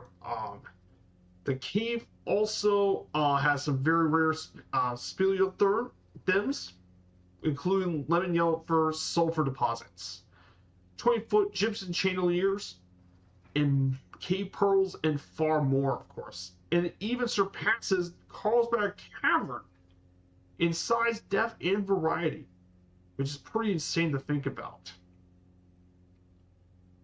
And of course, there's also some rare biology occurred in the cave. Sulfur, iron, manganese, and more have also been found here too. Of course, there has been limited filming. The first actually filmed thing of this cave was the Denver Museum of Nature and Science filmed one of the first documentaries of this cave in 1987. The most recent was in 2016. But this cave is truly a special one in the national park. It's in Lechuga Canyon. We'll fly over the area, and we'll probably find where that cave is at, but I think it's around the local area, of course. Yeah, but all the other slides are Everglades National Park. And I'll show you guys a little bit of a preview for Everglades, if you guys don't mind. So here it is, guys. This is what Everglades National Park is going to be on Friday.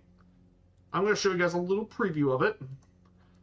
So we'll fly from St. Petersburg, and we'll make our way south to Fort Myers, Page Field. Then from there, we'll go to Everglades, XO1 for Lake 2. And Lake 3 will take us through the national park. We're not really going to do any bush lanes there, but we will explore natural scenery, though we might take a float plane. We might land in Whitewater Bay for a bit. We'll land in one of the bays in a float plane, and then we'll do some flying around the region, and we'll make our way to Florida City Airport. But yeah, we'll fly all across the Everglades. So we might do a bush landing here in the float plane, but that'll be our first stream with the float plane. So should be a lot of fun. Get to do with you guys. Would be really, really cool. Don't know which float plane we'll take, but we'll take a floaty. Maybe a Cessna 172. I think that would be pretty fun. Take a plane we don't really get to fly to a Sunday stream.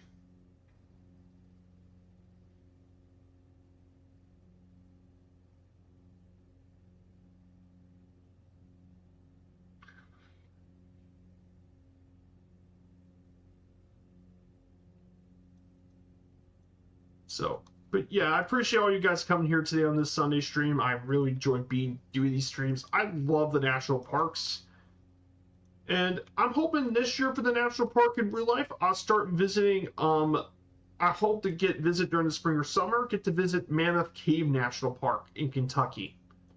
That's the one I want to do next. Is get into Mammoth Cave and explore Mammoth Cave National Park because it's actually it's the longest cave in the world. Is Mammoth Cave.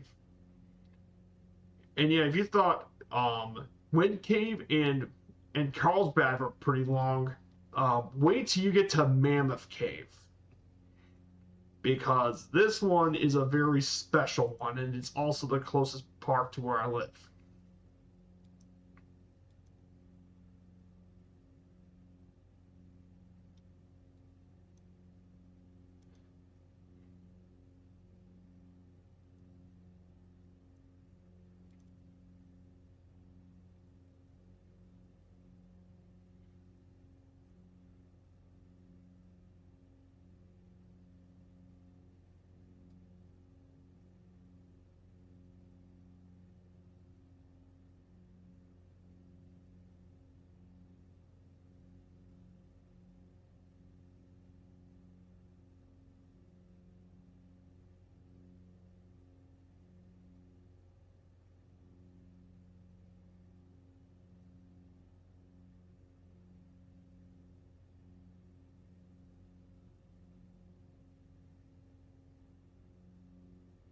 So let's get back to our route. So we're about to finally reach the national park. So we're going to slow down a little bit.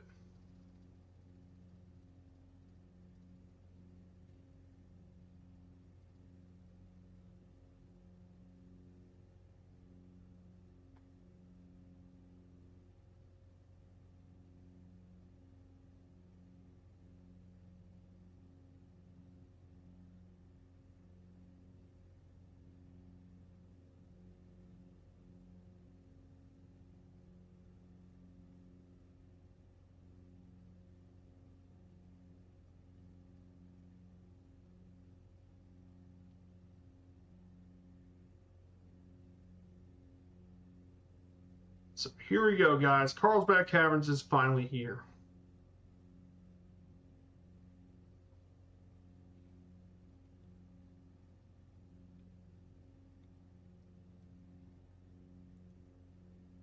So here it is, guys. We finally made it to the national park.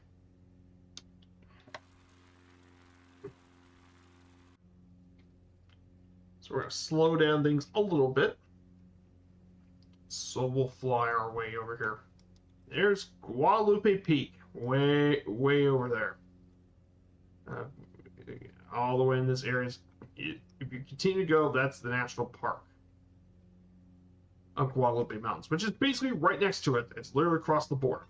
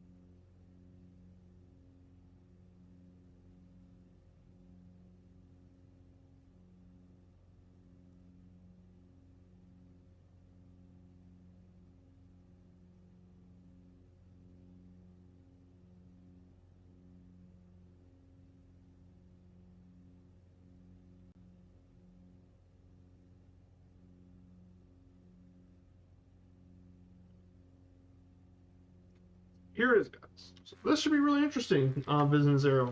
Look at the canyons here. Wow, that's really interesting. So the Guadalupe Mountains are quite different from some of the other ones I've actually visited before. This is very different. The shape of it's very different too.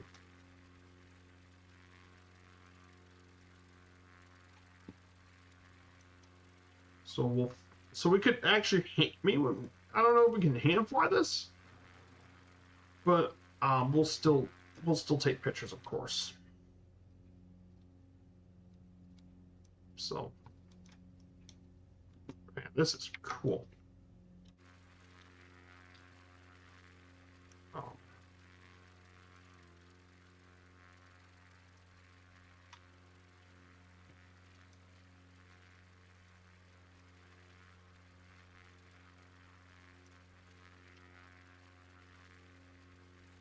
Man, very striking, of course. These canyons are really cool. And by the way, I do also have I do have a VOD channel as well. It's in the YouTube channel, but it's where my VODs are at. So if you want to catch up to my National Park series and catch up to all of my series, we can do it here in the YouTube channel.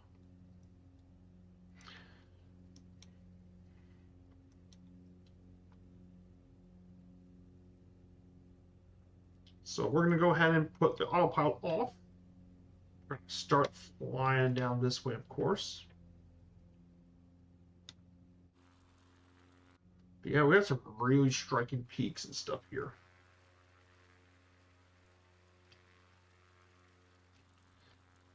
But yeah, imagine a lot of this, it is not even for the caverns itself, but the whole entire area.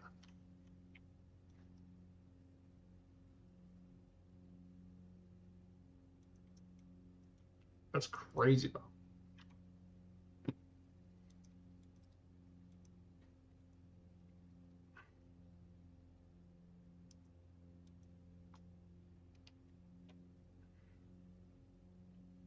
So here we go. We're going to explore this area here.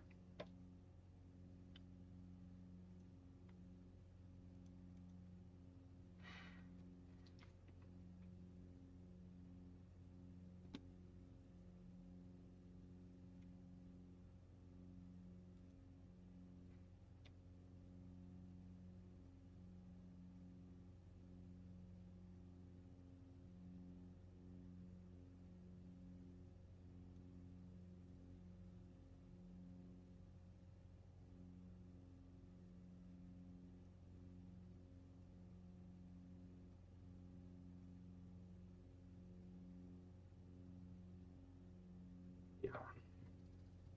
Really, really neat scenery, man. This is pretty cool. Make our way down here, of course.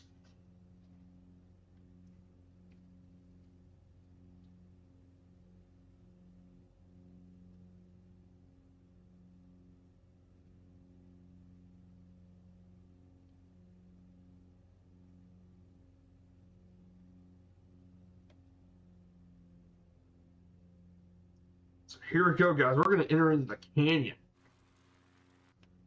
We're going to enter the canyon here. And wow, that is cool.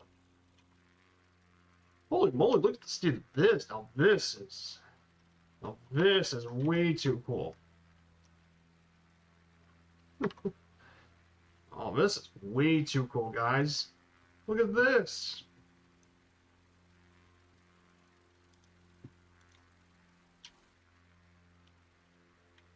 Oh, that is remarkable.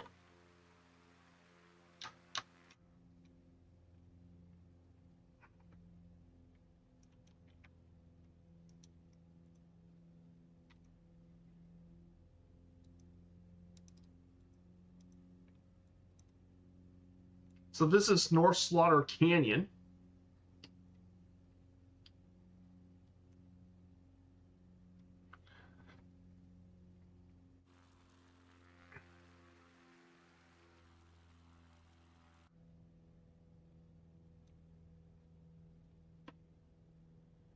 This is too cool, guys.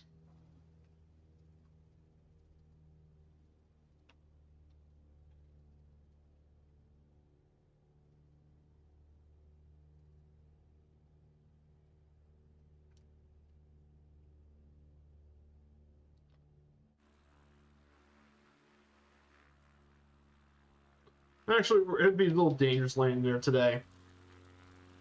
We're gonna continue back on top, but and this is so cool, guys.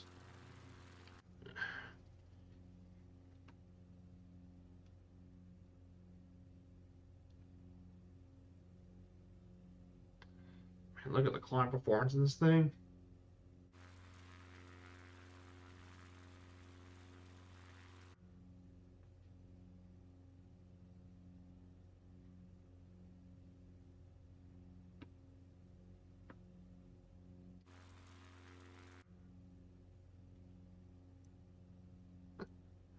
Oh wow, that was definitely cool. Yeah, that can was absolutely stunning.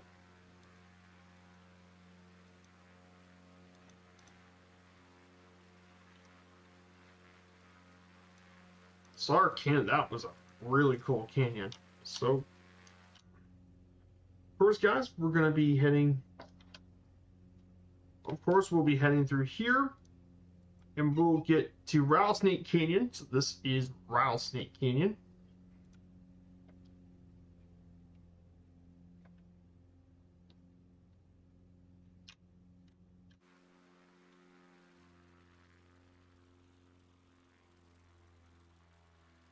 Yeah, this area is really interesting. What a fun area in the sim to be in.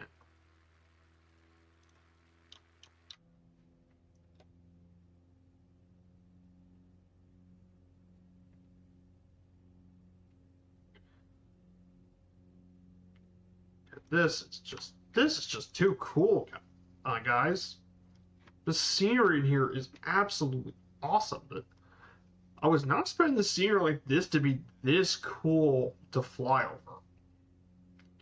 I mean, this is why I love doing the bush backcountry stuff. There's a reason I like this a lot.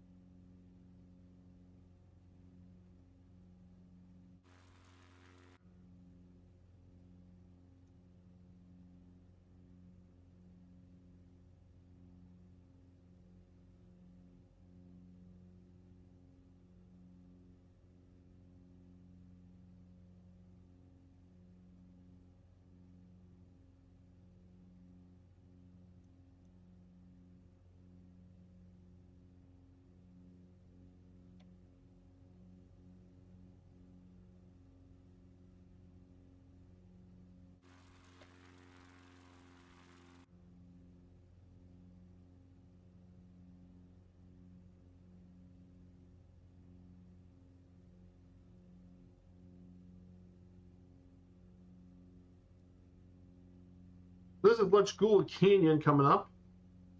That would be straight ahead of us. But now, of course, we'll turn right. So this is where Lechgula Cave would be at. Of course, they don't give you an entrance for it because it's not publicly available, only to certain people. But now we're finally entered into Carlsbad Caverns. So we're going to get to the official entrance and we'll make a landing near the natural entrance to the cave. So we'll do that. And we'll slowly glide our way into the cave. So there you go, guys.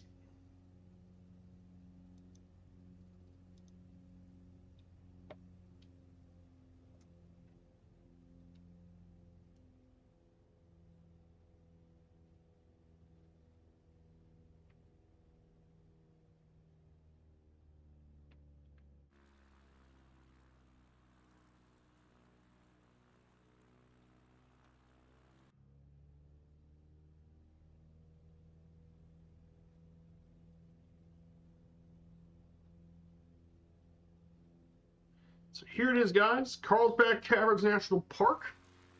Here is the visitor center, train company, the gift shop. Here's the visitor center. We're going to go ahead and put the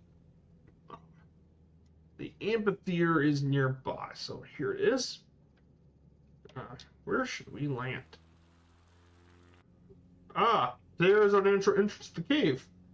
Let's not fall into the natural cave.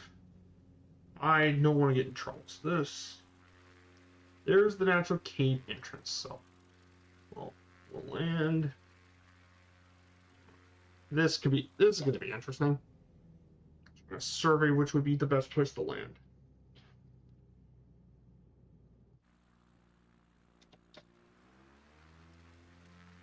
Probably on the road. Because we do have a bush landing here at the natural cave entrance.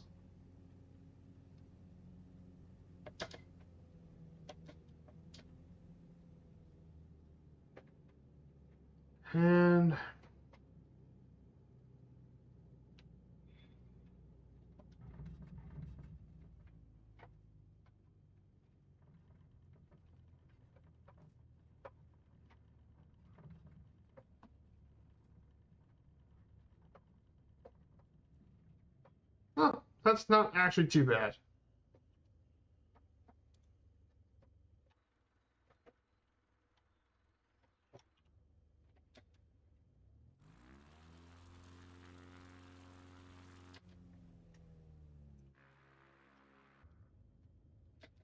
So let's go ahead and park this thing up here.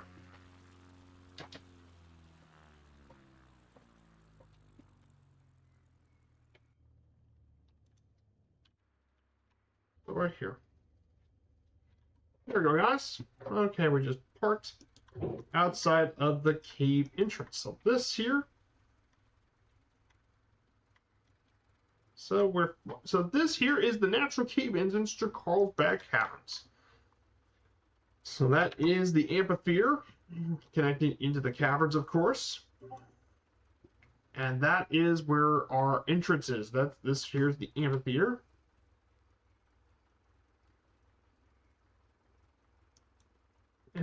Let's see how far it is going to take us to get down.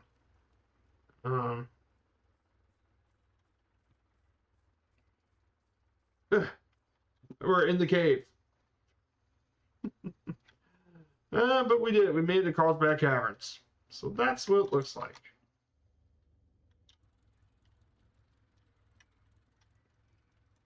Okay, well, we may not be able to explore the cave itself, but this is close enough. 1, 2, 3,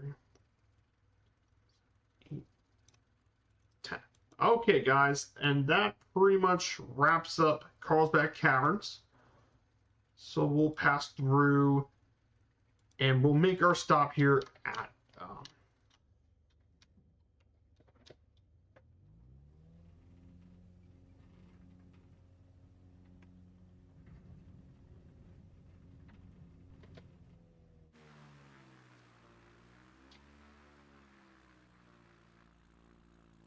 and yeah.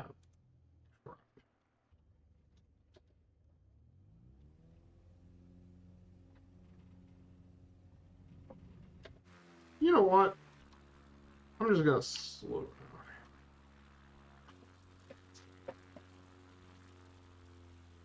down. Well, so we have one last canyon though, Walnut Canyon.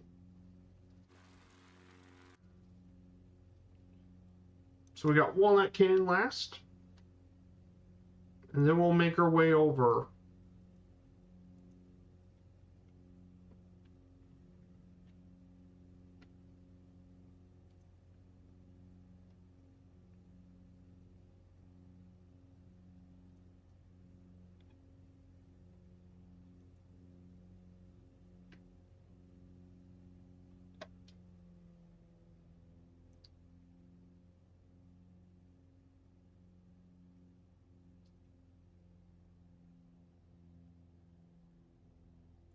So that's it, everyone. That covers the last slide for today. So we're going to make our way down to Carlsbad Airport. That will be our last stop.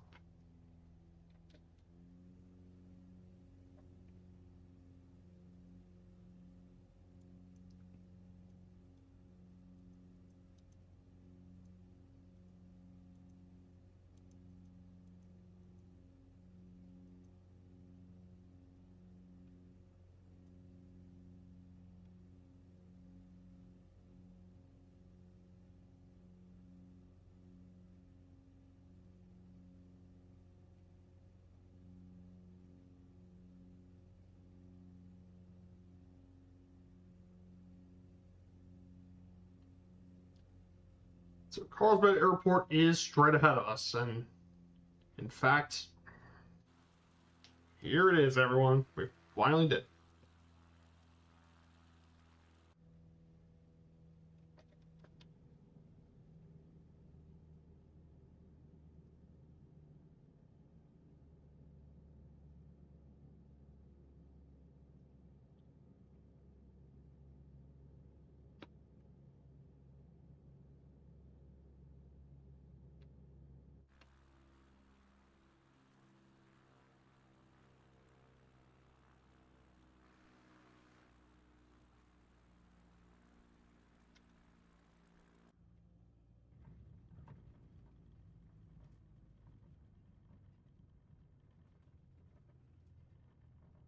And that's it, everyone. And we finally did it. Welcome to Carlsbad Airport.